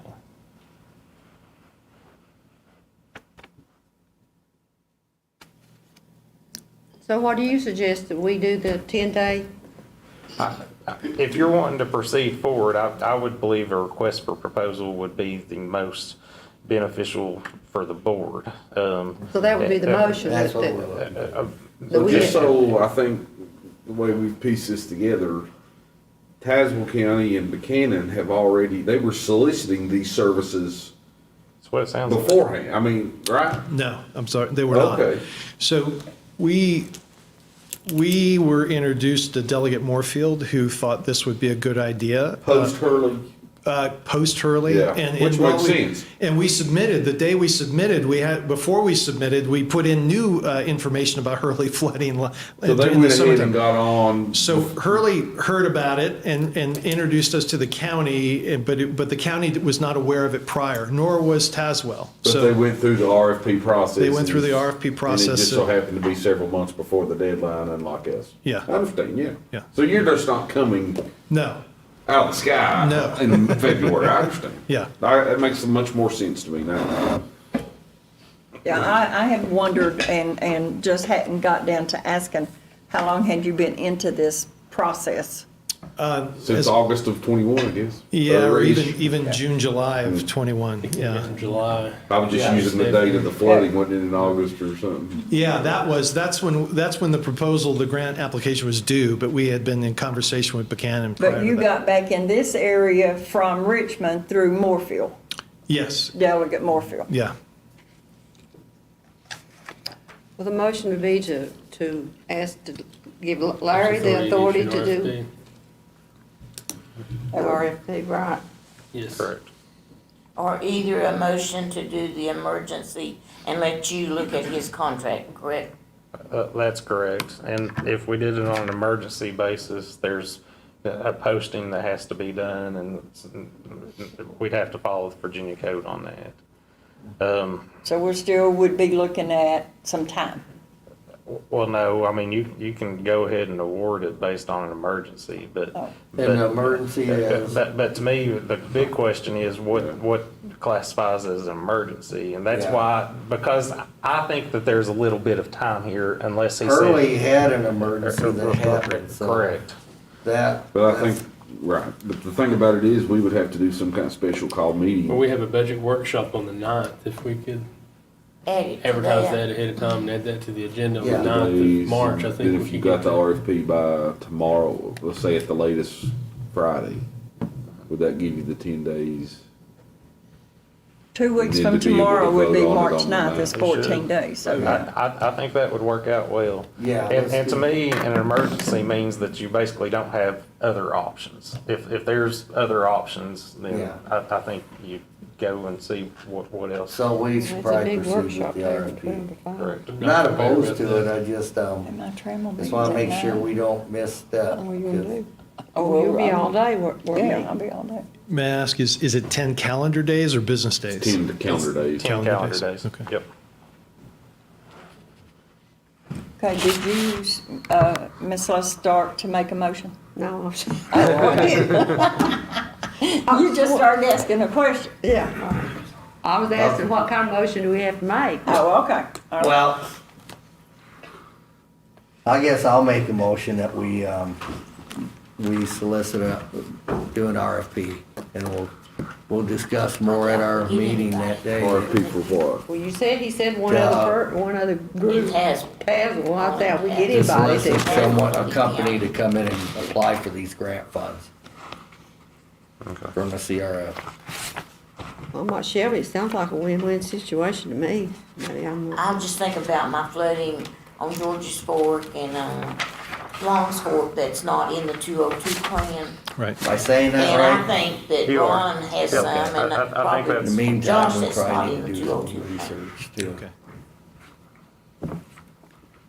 I'll second Mr. Peters' motion. Okay, we have a moving second on the floor to issue a RFP for this and then come back on the 9th, On the 9th, yes. have Yeah. it back on the agenda for our workshop on the 9th Yeah. for the clarification award. for that. So we need to make sure we advertise We'll have to that for advertise it. Would that give you property time? Well, March 9th. may I I add, think it starts at 9. what would happen on the 9th? We have a meeting, budget workshop, and we could add that to Okay. We had the to go on. agenda. Would you make your selection by the 9th? Is that, Yes, so we make That our would be the selection, intention. Yes, Yeah, that we'd make would our be the selection on the intention. 9th. yes. so we would submit to the RFP prior to the 9th? Correct. Yes, you would, so we're gonna advertise, we're gonna put our RFP out maybe tomorrow, Okay. and then you would have to submit it, your response by 10 days from tomorrow. Correct. Okay, and then you choose by the 9th. And then we Gotcha. want to choose it on the 9th. Okay, Correct. So assuming there's no other, Hey, mine, almost That would give you a mine. month, wouldn't it? yeah. Be good if we could share the contract so you have a contract of it though too. Probably Yeah, get- I think obviously probably get when them by the end. there's a request for proposal made and they're responding to it, it would be helpful to see an agreement that you all would like the county to enter into. Okay. So that would be very helpful. We could also help with the RFP too, with the advertising language. Yeah. Yeah. Do you have a card? I do have another Don't with me, question. but if you, Well, we gotta finish up. Did we finish? No, we haven't, we just, I asked for if there was any other comment before we actually went into a vote. So My that's where we are. my question won't affect this, so I want you to finish it. It just, I just had a question related to the Flood 202 program. Okay. There is a moving second on the floor to issue a RFP for this type of work with this community flood preparedness. And all in favor, please say aye. Aye. Any opposed? Okay. I voted aye, Madam Chair, sorry. Yeah, Okay. and then if I may, Yes, go ahead and finish yours. What I have a question on is, it says in here it's no longer it's not gonna interfere with the Flood 202 program. Would it possibly go back and fix things that weren't fixed by the Flood 202 program in the same area? I mean, yes, I mean. And the reason I'm asking. Let me is- say a conditional yes. I don't know what obligations there are based on the 202 And project. this is but far-fetched maybe, but I mean, we know that there's some houses and stuff that did not qualify because they were built after the agreement for that Flood 202 was signed. And that's what my questions would be. And then there may even be some things in Clintwood that weren't part of the Flood 202 that could be addressed as well. Well, should we be selected, and maybe even before we're selected, I think we'd like to work or at least identify some individuals in the county that could point those areas out so we could begin to work on those in anticipation of We being would need to included. solicit, but I know that between Larry, me, and Peggy, because we're involved in it pretty heavily, we know some. But Clintwood, we would need probably, Right. And if each of you could Your submit stuff help, to me, then Rhonda, I'll and, share it on with you. You mean you're saying they could do some I flood didn't think control in they would Clintwood? I do didn't think they could, the town of Clintwood, would they be eligible? Because definitely that's in flood in town of Clintwood, I mean. well, if you, They're not in the 202 No, plan. they're no, they're No. not, but we know there's areas that they probably Well- need help. We've been fighting one for about a year Are now. they separately incorporated? Pardon me? Are they, There would be The town of corporate Clintwood limits. is, Yes. yeah, so again, the it's for who's, the who's county, the not the applicant? towns. If- Yeah, then you'd have Yeah. to go to the town probably, because Yeah. that's why they are not in this Flood 202, but. Right. But it would be good that we could talk to them and they, Yeah, they definitely got some They may flooding could problems. even apply. So did as a- you Yeah. say you couldn't go into the towns, it's just county, correct? I think we can go into towns, but they would have to be an applicant or a co-applicant in order to be able to designate fund. for it's just an planning. opportunity Yeah. that they would, you're right, they would Yeah. have to be in agreement with Yeah. it. But I just threw that out as a question. I know, but I do know things outside in the county that weren't addressed by the program that we're currently in because of some mistakes that were made in the past. Right. I would say conditionally, yes, we Yeah. could address that. No guarantees, but Yeah.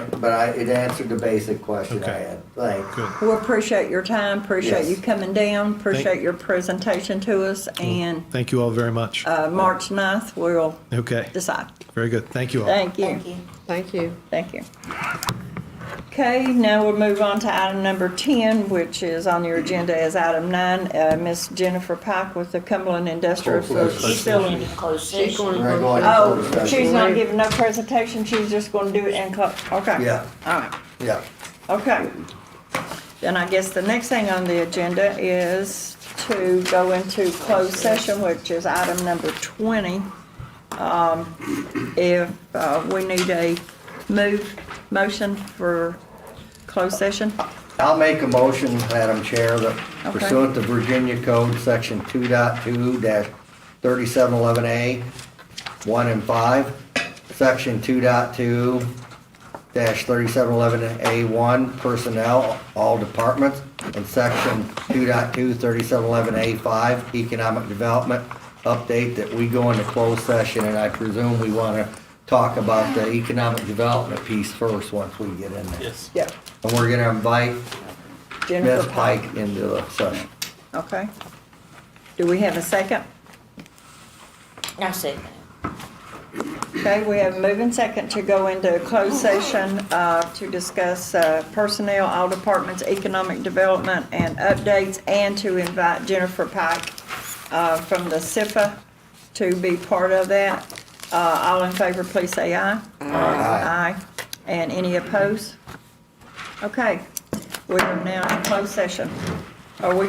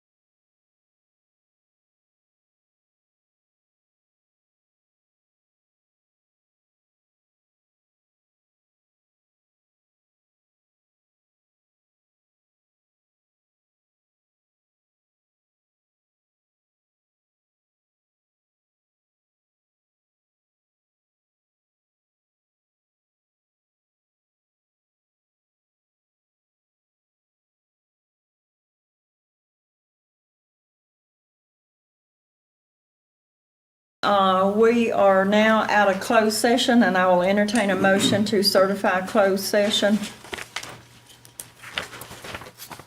I will make a motion to certify closed session. We only discuss those things pursuant to Virginia Code Section 2.2-3711A 1 and 5, Section 2.2-3711A1, personnel, all departments, and Section 2.2-3711A 5, economic development, the updates. Okay, and a second. I'll second it. Okay, we have moving second, certifying coming out of closed session that we only discuss matters for what we went in, based on the Virginia Code 4, and I will do a roll call vote. Ms. Willis, how do you vote? Aye. Ms. Sluss? Yes. Mr. Evans? Yes. Mr. Peters? Yes. And I as well. Okay, do we have any motions or anything coming out of closed session? Madam Chair, may it please the board, I make a motion that we instruct our county administrator to go into formal negotiations and formal plans with the town of Clintwood for the location of the splash pad to be at the former Ralph Coon Stadium. I'll second that. Okay, we have a moving second to allow Mr. Barton to enter in with negotiations with the town of Clintwood over the splash pad. All in favor, use of way of voting aye. Aye. Any opposed? Aye as well. Okay, Madam Chair, at the pleasure of the board, I move that we approve 2 weeks of unpaid Family Medical Leave Act for employee CW at the truck shop. I second that motion. okay, any other discussion? We have a moving second to approve a FLMA leave, unpaid leave for an employee. All in favor, please say aye. Aye. Aye as well. Any opposed? Okay. Any other? I don't think that was all Okay, now motion. we're going to go back and we will pick up with item number 11, which is really item 12 to get us back in order, and it is on the COVID policy update. Mr. Barton, if you will. Thank you, Take Madam care Chair. of Of course, in your package, you have a copy of our COVID-19 preparedness and response policy and plan. The proposed change that we have is basically, everything's marked in red, the changes, but basically we are saying that we will follow developing updates necessary in accordance with guidance from VDH and/or CDC. So our former policy would state the number of days an employee would have to quarantine based on certain circumstances, and this was developed long ago in the COVID world. And as you know, this is constantly changing, so rather than changing our policy each time, we're just going to say that we follow CDC and VDH guidelines, so. Should we, and I'm just thinking about that, the way you just phrased that, what I talked to you earlier today about, should we, everywhere it says COVID-19, is there a generic thing we could call it? Because we're gonna need this policy forever, or do you wanna, we can just bypass that We probably need to for now? revisit that because it's just a section of the policy. Yeah. And we probably do need to think about maybe later. We don't have to do it right now, but Right. that's fine, I'm fine. I read through it and I was fine with the change. Do you need a Okay. motion to approve that? Need a motion to I'll approve. make a motion, we approve the updated COVID policy. I'll second.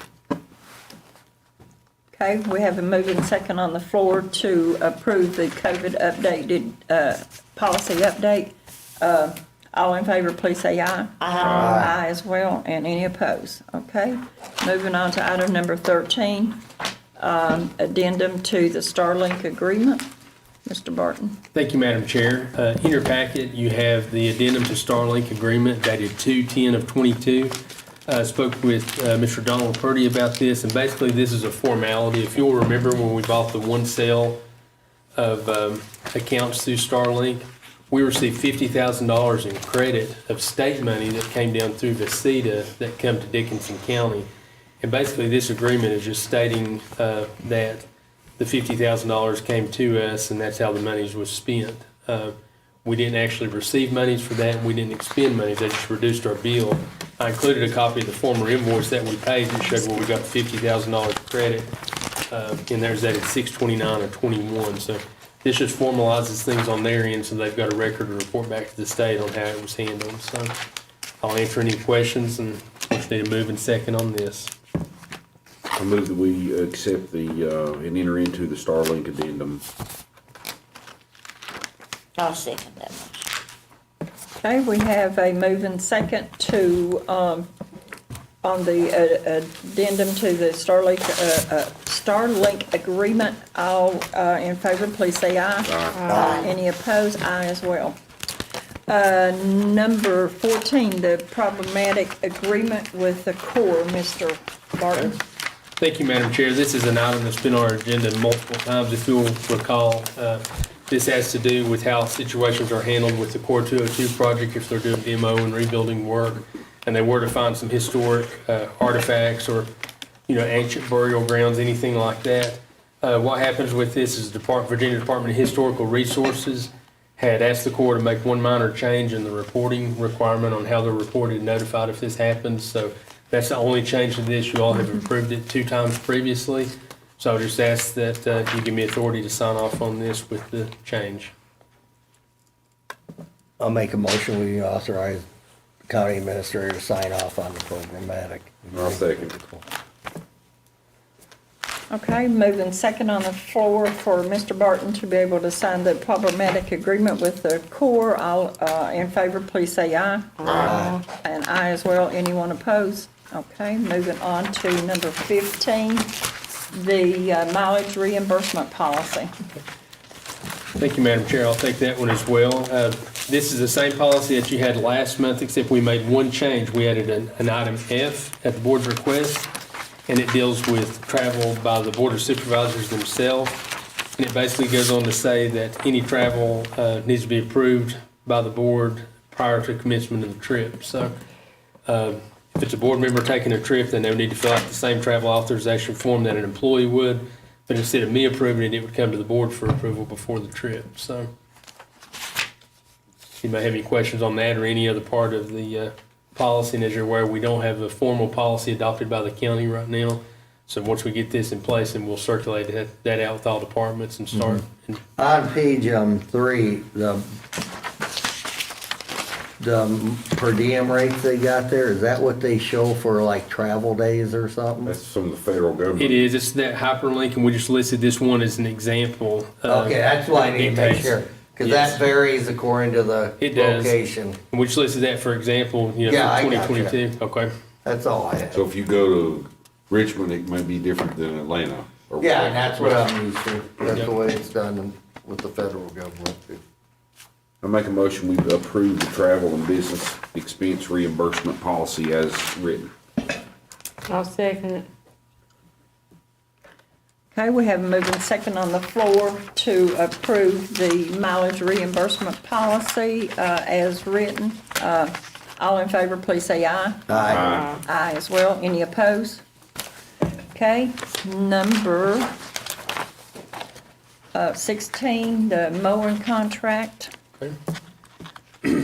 Madam Chair, I'll take that one as well. What you have before you here, we have to make a decision on how we're going to proceed with the mowing contract this year for the properties.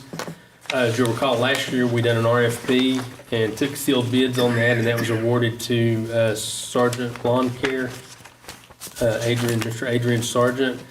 And we have the option to renew this again in 1-year increments for up to 4 years, or the board can choose to go back out for an RFP again on this same property. Now, if we do renew it, we will have to look at make a minor change here with the Town River Soccer Field is listed in here. That would have to be taken off the contract because that's been leased now to the Cumberland Pine Mountain Trail Riders. And the typo I mentioned. Yes, and there is a typo on The last page.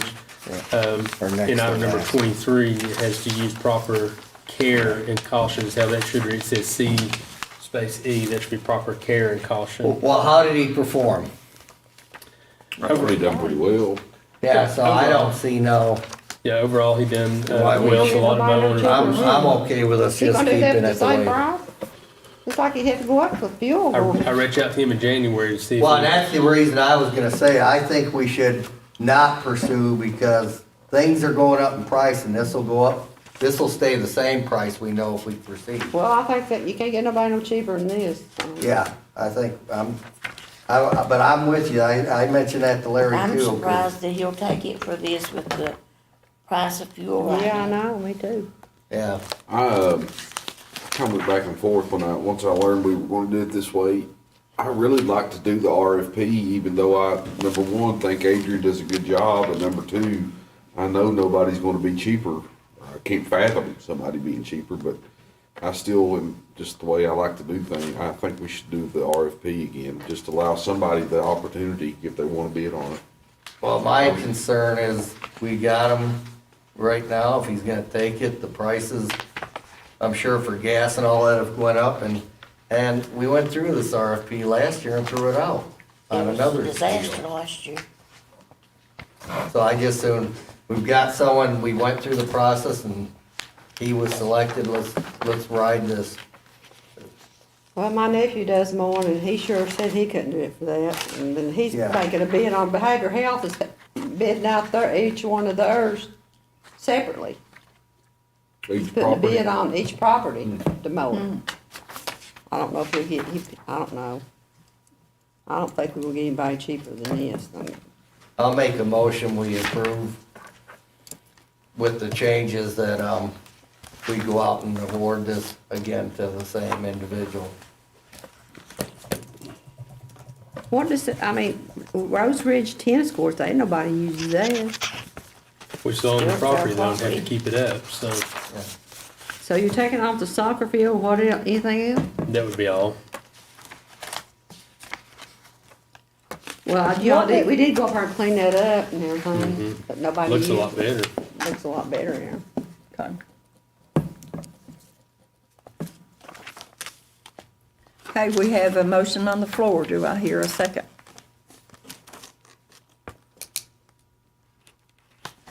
I sort of think we should give somebody an opportunity to bid. I mean, I like that. I think that's more equitable for everybody in the county. They can't say we just, I think we should give them opportunity to I agree. bid on it. I think I'm gonna second the motion, let's vote on it, cause I know Adrian does a good job. He I hope does we do a will good find job. anybody that I'm not really saying he cheaper. don't do a good, I'm sure he does a good job. I just think it gives more equity to people to be able to bid if they want to do. But I'll go along with what y'all want to do. Okay, we have a moving second on the floor to keep the mowing, excuse me, the mowing contract as is for one more year. Can I do a roll call vote? Yeah, I'm gonna do a roll call vote on that. Ms. Willis, how do you vote? I vote aye. Ms. I vote Sluss? yes. Mr. Peters? Yes?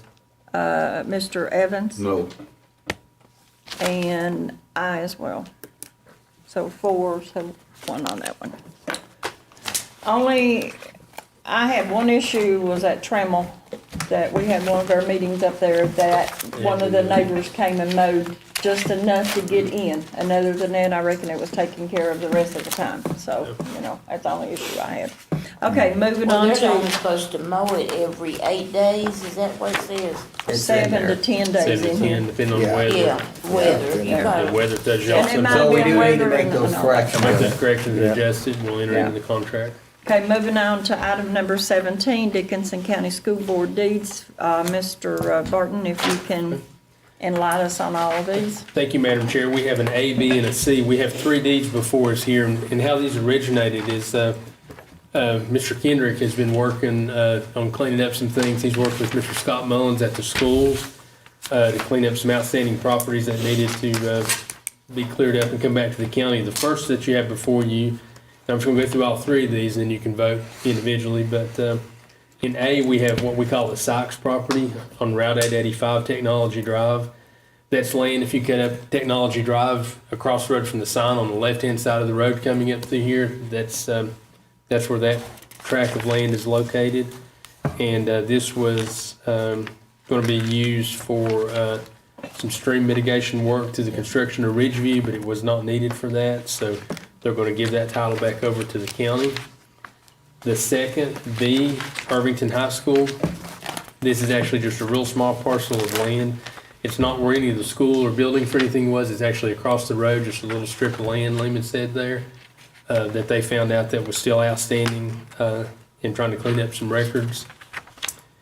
And the item C is a big group of properties, and it references this deed from the school board back in July of 1922, back when Dickinson County School Board was formed. Before 1922, there was 5 school districts in the county.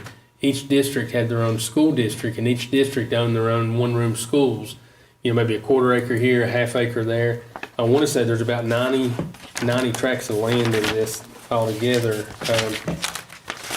And altogether with these tracts of land, there has been some of these that's been sold over the years or conveyed over the years, but basically any remainder of property in this that the school still has title to and still owns, they're conveying it to the county with the exception of the properties that are currently being used, which would be like the school board property on Volunteer Drive, the school board bus garage,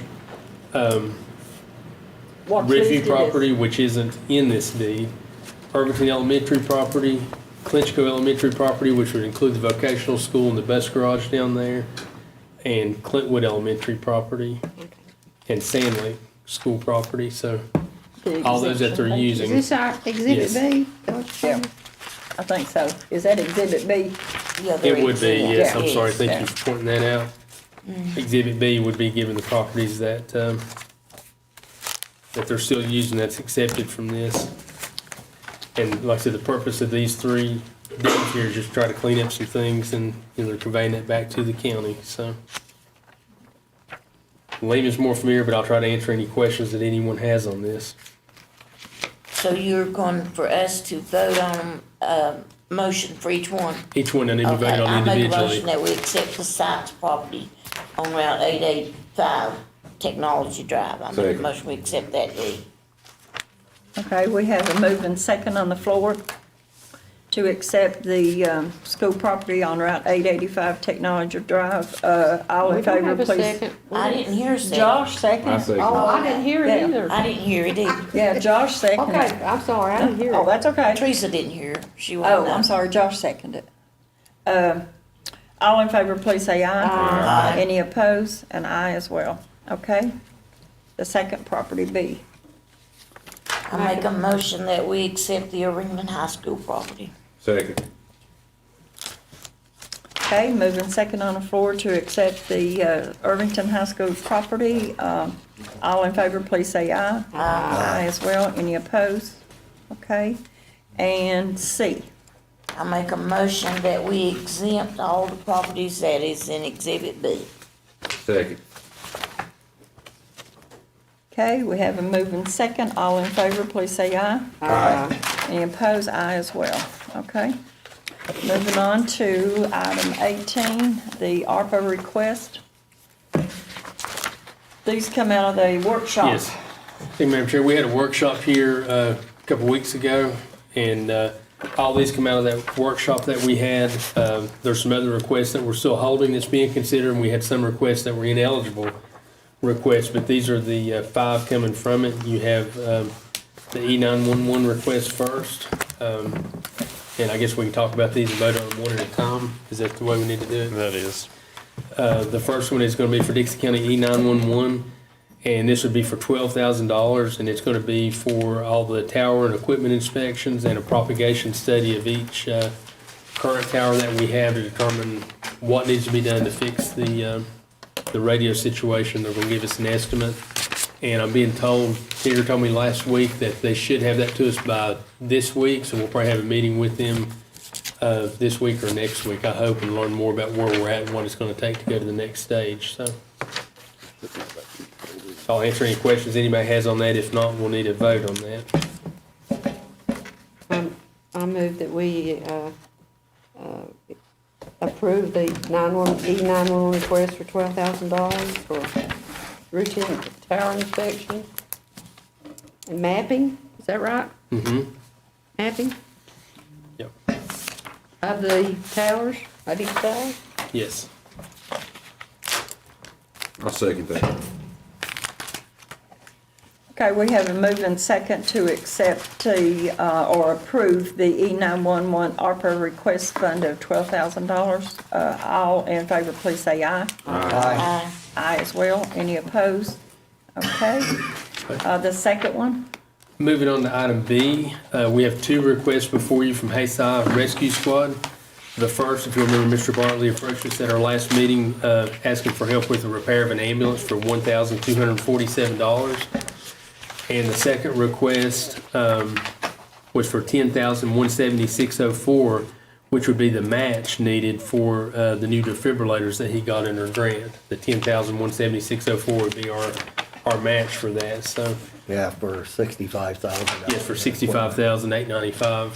I'll make a motion, we approve those.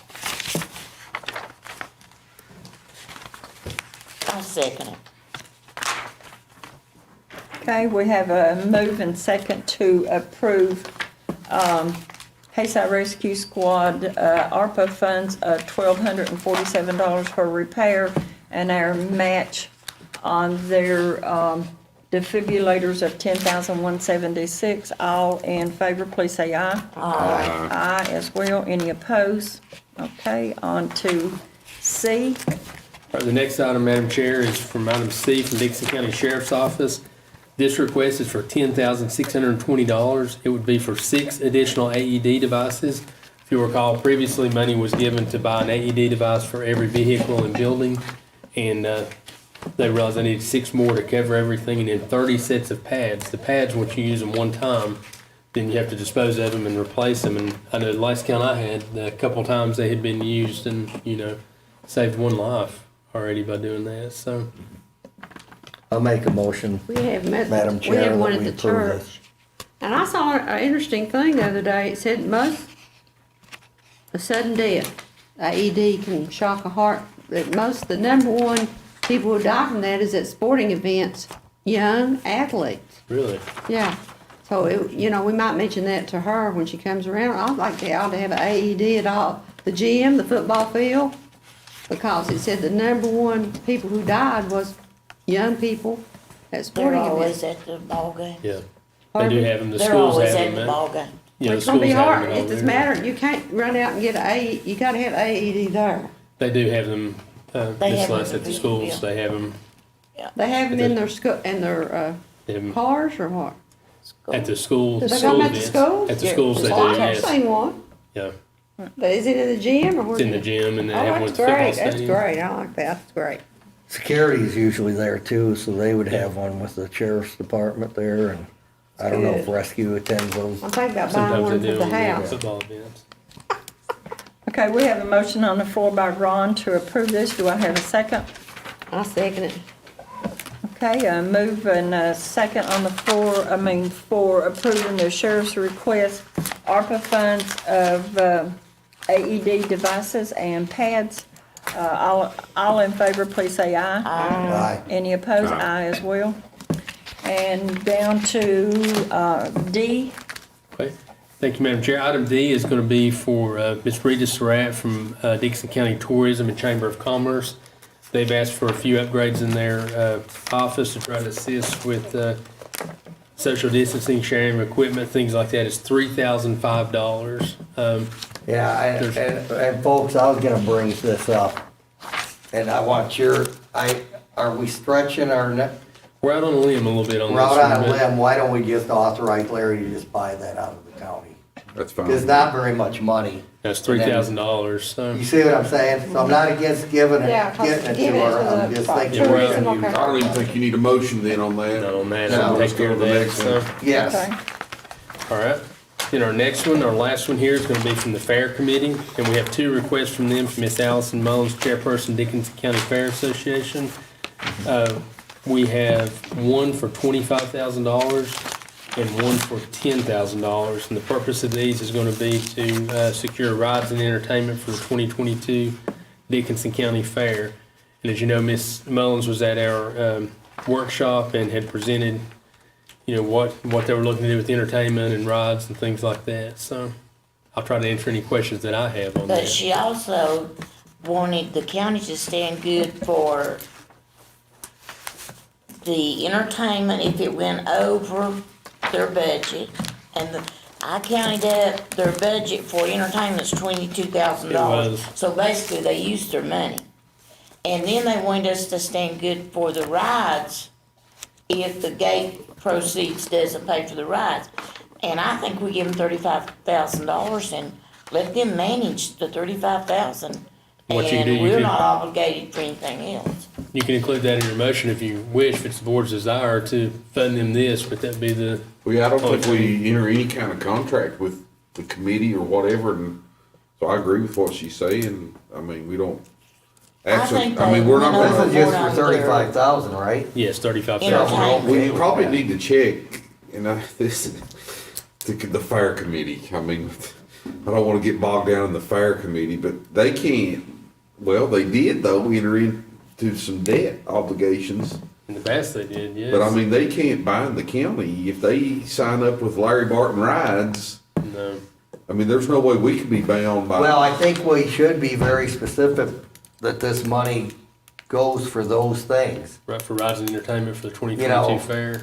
That, because if that's what you're concerned, I could see a Well, point where we gotta be, I'm really not, I'm just trying to Concerned with explain, extending. I think what we're gonna do, though, the appropriation needs to go to the appointed fire committee, and then they manage it or whatever, they got their account, did they get their 501c3? They have not, but they do have, they're setting up as a nonprofit. Corporation. They don't have to have the 501c3 in Yeah. order to be the nonprofit. I do think you need to specifically specify that this one's for the ride and the other one's for entertainment.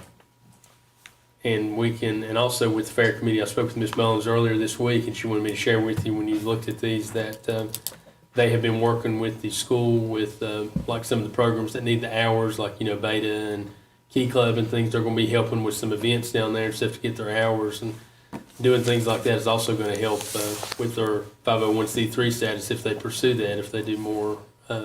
But it looks like they're really got things together, I'm really happy. Well, I think she went and looked at some entertainment, Allison did, and had it on Facebook. She said local, who is Yeah. that guy? I don't know him. Puckett, was it Puckett? I forgot, I Remember, seen have my that, notes but I with me, forgot. the one she it's shot. Now, Puckett. Shelby shared a name with her that day of the meetings, Mr. Kennedy. She shared some information about him, Yeah. Yeah. and he's local, but I don't know. I don't know. I think she put on there something about, she went to, was it Bristol? I think so. To, Yeah, but how much she gonna pay? I don't know, she didn't. I'll she make a put that motion on to there. approve these. They went overboard with her. And it's for, in your motions, it's gonna be for the rides and entertainment for the For the 22 rides and fair. entertainment. In this amount. Yes, $35,000. 35,000 total. 25,000 rides and 10,000 entertainment. Second.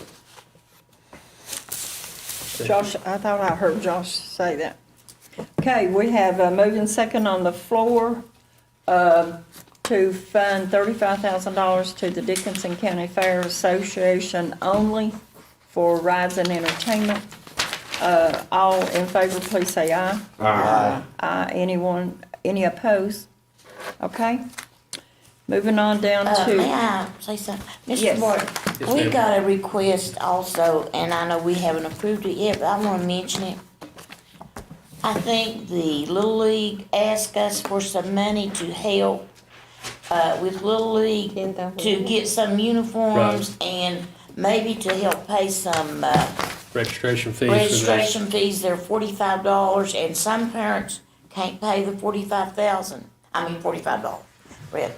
And I would like to ask this board what they think about approving that, cause Little League's gonna start right now. He asked for $10,000, wasn't he? It's for $10,000. Mr. Evans had a, Who do we give the money to? I'm for it, I was hoping David would.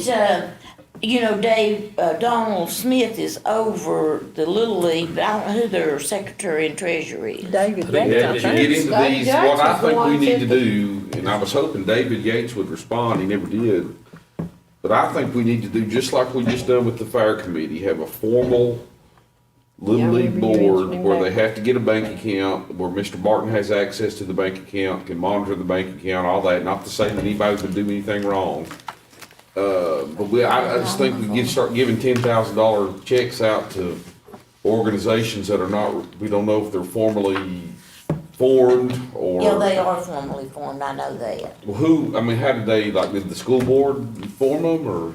No, I don't think they're part of the school. It's not a They're school. a Little League organization. I don't know. There used to be a Clintwood and Hayeside one. But they And combined They it now combined, how about into, Irvington, is it, they, all of them are together. McClure River Little League joined in with Clintwood But do you see first. what I'm saying? We could each. Oh, I agree with We can each you, apply. but I'm not sure if you can have, because this is bigger than just Little League. Yeah, I know. Because we're gonna have to look at basketball, we need to He do. said- he said we- Little we're League gonna and have to start softball. budgeting. Well, I'm saying, Baseball? what I would Little like League to is see Little League happen baseball and girls softball.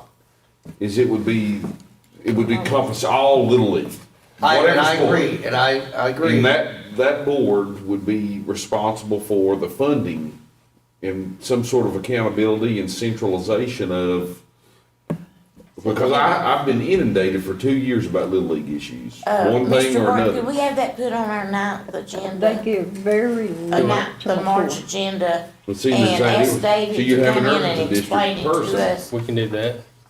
They give very I support little. giving the money, by the way. was you going to I do put the too, but football I Little wanna League in make sure this? we cover No. all. Yeah, all Little League. It's Little League, this and, that he's asking for is Little League Baseball. And then that- baseball and girls And softball. then that way, then that board could handle it. Don't We forget, could give them a certain amount of money Soccer. every What year. if and let the, them- what Yeah, if the, soccer would be part of this too. what I if don't the think board, that soccer's in on this one, that they are asking for, I I don't just wonder think why it's they all of a soccer. sudden need $10,000. See, that's What what it did they do takes last off. year? He said that's what it takes to operate their program for the year, for the whole year. So that fully funded, nobody have to pay a penny if they. Oh, so then there wouldn't be the $45 in. No, and the fundraisers. haven't that they we'll have already to been do. registering and paying? Yes, they're, I think they have. yes, Yeah. they've Or I guess they registered could wait on several. us, you know. I think They they had had a already registration registered again If before you fully fund them, Dickinson. you'd have to fully fund your football and your basketball Well, that's what and I'm your saying. We need cheerleaders to, and. I think we need a committee. We need a I like board. your idea, something to do some oversight Yeah, Yeah. yeah. and try to treat everybody fairly as far I as what you're think doing. that Get a committee to do the anyone oversight. that, donates, volunteers in the concession stand, you have a right to vote on the president, the treasurer, all that. You Well, have that's- the right to vote on their organization. Well, that's fine as far, I'm talking about money, our money, I mean taxpayer money. I think that's Yeah. where we need our own appointed committee to handle Some kind that. of oversight. And then if they wanna dole it out, and then that particular organization can manage whatever they dole out. I mean, do you see what I'm saying? Yeah, somebody, You have more yeah, equity but- that way, I think. And you I might was be able to- wondering if the Little League, baseball Little League is the same people that works with football Little League. Well, see, No, see, that's what I'm saying, That's what and they're I'm gonna want saying. You 10,000, gotta cover. and then they're gonna want 10,000, which is Soccer, all of fine. them. Football Little League is different from the Yeah, baseball that's- Little League yeah. and the football, but they are practicing up at Ridgeview, the But we football. could somewhat consolidate that, and then those 5 people we appoint could tell the Little League, the soccer, whoever, we're handling the money for Dickinson County Board of Supervisors, and they would be more in tune with what they need and whether it's They're legitimate, gonna whether it say, isn't. the Little League, baseball's gonna say, we can't support the football Little League now, you know, I guess. Well, let's just have David, come the ninth if he can. I'll Or definitely either reach out Don to him. Smith, one or the other. I don't think any of us are opposed to Jonathan, giving the money, it's yeah, just there, how about it's gotta be Jonathan? managed. Donald is the. And it's gotta be equitable for the Is other he the little leagues. president? Well, and the thing Yes. about it is, if we do my idea, as we go into our budget, we could make think- a specific appropriation, I think we whatever it need to is, be- 20,000, 30,000, whatever it may be, and then allow them to. I think so we need this to do is the what whole you're year gonna because we're get. jumping in on the end Yeah, of the year here yeah. and miss the other programs. I think you'd have to start with the new budget and have some In July. funding for it and then have a committee to We oversight got and to do the help whole the year. cheerleaders Yeah. out too. Yeah. But they'd have to be in there too. You'd have to do I know. all your, you have to be equitable, I think, and they'd Yeah. have representation in this committee that Josh is proposing. so, You'd yeah, have I understand, I see that. Football, basketball, baseball, Soccer, football, maybe. soccer, all those youth little league We might programs. donate, we may give them more than $10,000. But we would say though, to the community, that Well, they asked. instead of us piecemealing it every season, That's true. we're making Understanding. an appropriation to this committee, and you all figure it out with them. I mean, we can't micromanage every No, you don't softball have time. team and soccer team in the county or whatever. I don't know, that's just I think it's, we Like can Shelby fix made a it. good point, this is ARPA funds. Can we do more than $10,000 then? Not really on Not that. really. I think we're really stretching again. We're getting out on that limb again if we're. Yeah, I think if we're doing that. need to build I this think I'll into apply the for So budget. it's big. I know. We build this into the budget It'd next have to be a year. budget. It'd have to be a budget line item under recreation. And I like the idea of Because we all having a have that committee, but I problem, think it's having getting wanting hard to donations. manage all the Well, I'm gonna committees. give them some myself. So you got, I guess it would be good to meet the, Well, who's I'll running these I'll try to give all of organizations. Well, then that's who I would Yeah. think, consider That's putting not much on compared to the what they committee, do. who's in, Yes. on boots on the And- ground. And then this is what we're gonna budget for, and with that, you have, You all figure it out. Sorry, I brought it you have to be equitable with it. I have helped Little League several different times. When they start up, whether it's football or baseball, I have two, I give them $1,000. well, what I helped them with was my Sam's Club debit card, so that they could go buy everything they need, and at the end of their first concession, they paid me back. We might, Because they didn't have money to get going. we might even add that they have to maintain some kind of ledger that shows how they spent that Yeah. money. I think so with that Well, they committee. I make think money they at have their the oversight concession to do stand, I that. know. So, Sure. I'm just looking at some kind of permanent fix, like I said, so we don't, Yeah, I just. it's literally every season, it's, Well, it is, and it's something for the You children. wanna in the support them community. all, but yeah, right, well, yeah, exactly. I do support them all, For the whole but county, it still, would be you know. equitable. So It would that's be on, nice. that's on the book, that's on our agenda I'll reach out to for him on the March 9th. 9th. If we Okay. can, we'll work them in, give them, like Josh said, give them some more money so we can, I wanna support, we all wanna support them. Sorry, I brought that up. It took 15 minutes to No, discuss one. but I'm glad you did, though, we forgot I about it. mean, Get that done. I we need appreciate to you move bringing it on up. and get this agenda. Okay. We're down to number 19, the adoption of our redistricting ordinance.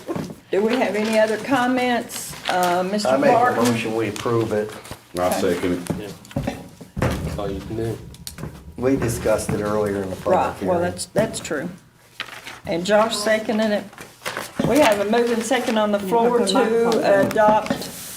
approve the, an adoption of the redistricting ordinance that we addressed in our public hearing.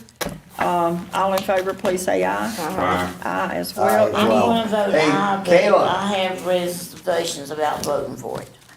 Kayla, I was gonna make a suggestion, why don't you go back and carve out so that each district has a piece of Clintwood?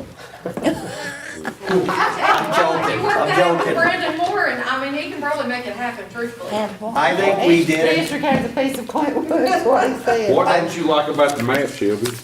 Oh, I don't like the way they divide me up, so. The way, Unfortunately. on we the couldn't touch legislative these. district, or? Yeah, I understand that, but they didn't divide, we didn't, you're not we don't dividing have that to at say all. on that. Well, that's And what I I'm had saying, no yeah. choice of doing anything in my district, because I was told I couldn't do anything in my district because of, Because of that, you couldn't. yeah, I couldn't. But you're not talking about the He's district talking about the map. ladies, Yeah, I couldn't move anything in my district whatsoever if I chose to do so, because Richmond sealed me. They really did. They sealed my fate. Okay, now what happens in the next 10 years of the census if you lose a bunch? That's fine with me.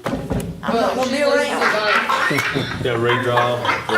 It'll be up to the state to redistrict her population, because they have to follow population They just have like to we follow do. population. So they'll have Okay. to account for any population deviation there. So if there's that change in her district, like Clintwood That's and why we Willis lost the and delegate. Sandley, And okay. see, they could, Why in we 10 lost our years, they delegate. could It is. take in some of Clintwood District, add to Willis, or, I'm you know, not sure the about all of Irvington District, whatever, to account for a drop in population. Oh, you will. Which then we would have to work You'll off be of straight that. as a string in 10 years. Okay, we'll move on. Number 20 is other business. Do we have any other business that come before our board tonight? Hearing none, we will move on down to item number 23, which puts us back in line, which will be to schedule a public hearing for the fiscal year 2022-2023 tax levies, which will be at our next board meeting on March 22nd, 22 at 5:45 p.m. And you have to advertise I'll that. make that motion that we Do schedule we a need public a hearing. move and second to do, okay, I sorry did- about that. Well, shoot far, I can't hear down there. I made a motion, who seconded it? Nobody ain't But seconded we yet. don't decide, are we I'll gonna- second it. what Okay. rate are we gonna advertise? What's that now? Oh, yeah, we haven't discussed We haven't that. discussed it, so. Will that be? I assume no. We can look at it more. We're not Will that be in our first workshop? Usually our first Yeah. workshop is our So tax really, we're just stuff. setting the We date have to right get the now. date set so that we can get it advertised. Yeah, he's gotta But get it you have to advertised. advertise the too. rate when you advertise. And we it, gotta don't go you? with Yeah. rates, and, Yeah. Mr. then Martin, we'll you have ain't to gonna do advertise it the rate. Lower it.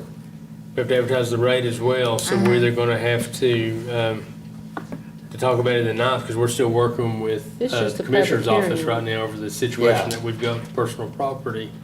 But that won't affect the rate, will it? No, It's gonna affect how it's applied. correct. Yeah, so I don't know, was there any discussion? I don't think any of you guys. Well, we've wanted not got to raise into it. our, revenue But you still, projections. when he Yeah. advertises it, he has to You're set a right, you're rate. right. Right. And you can set it higher, but you can't set it any We're not, lower. I don't wanna advertise it higher, I'd like to advertise it lower maybe. So does Mike need to come, Mr. Yates need to come to our workshop on the 9th then? Yep.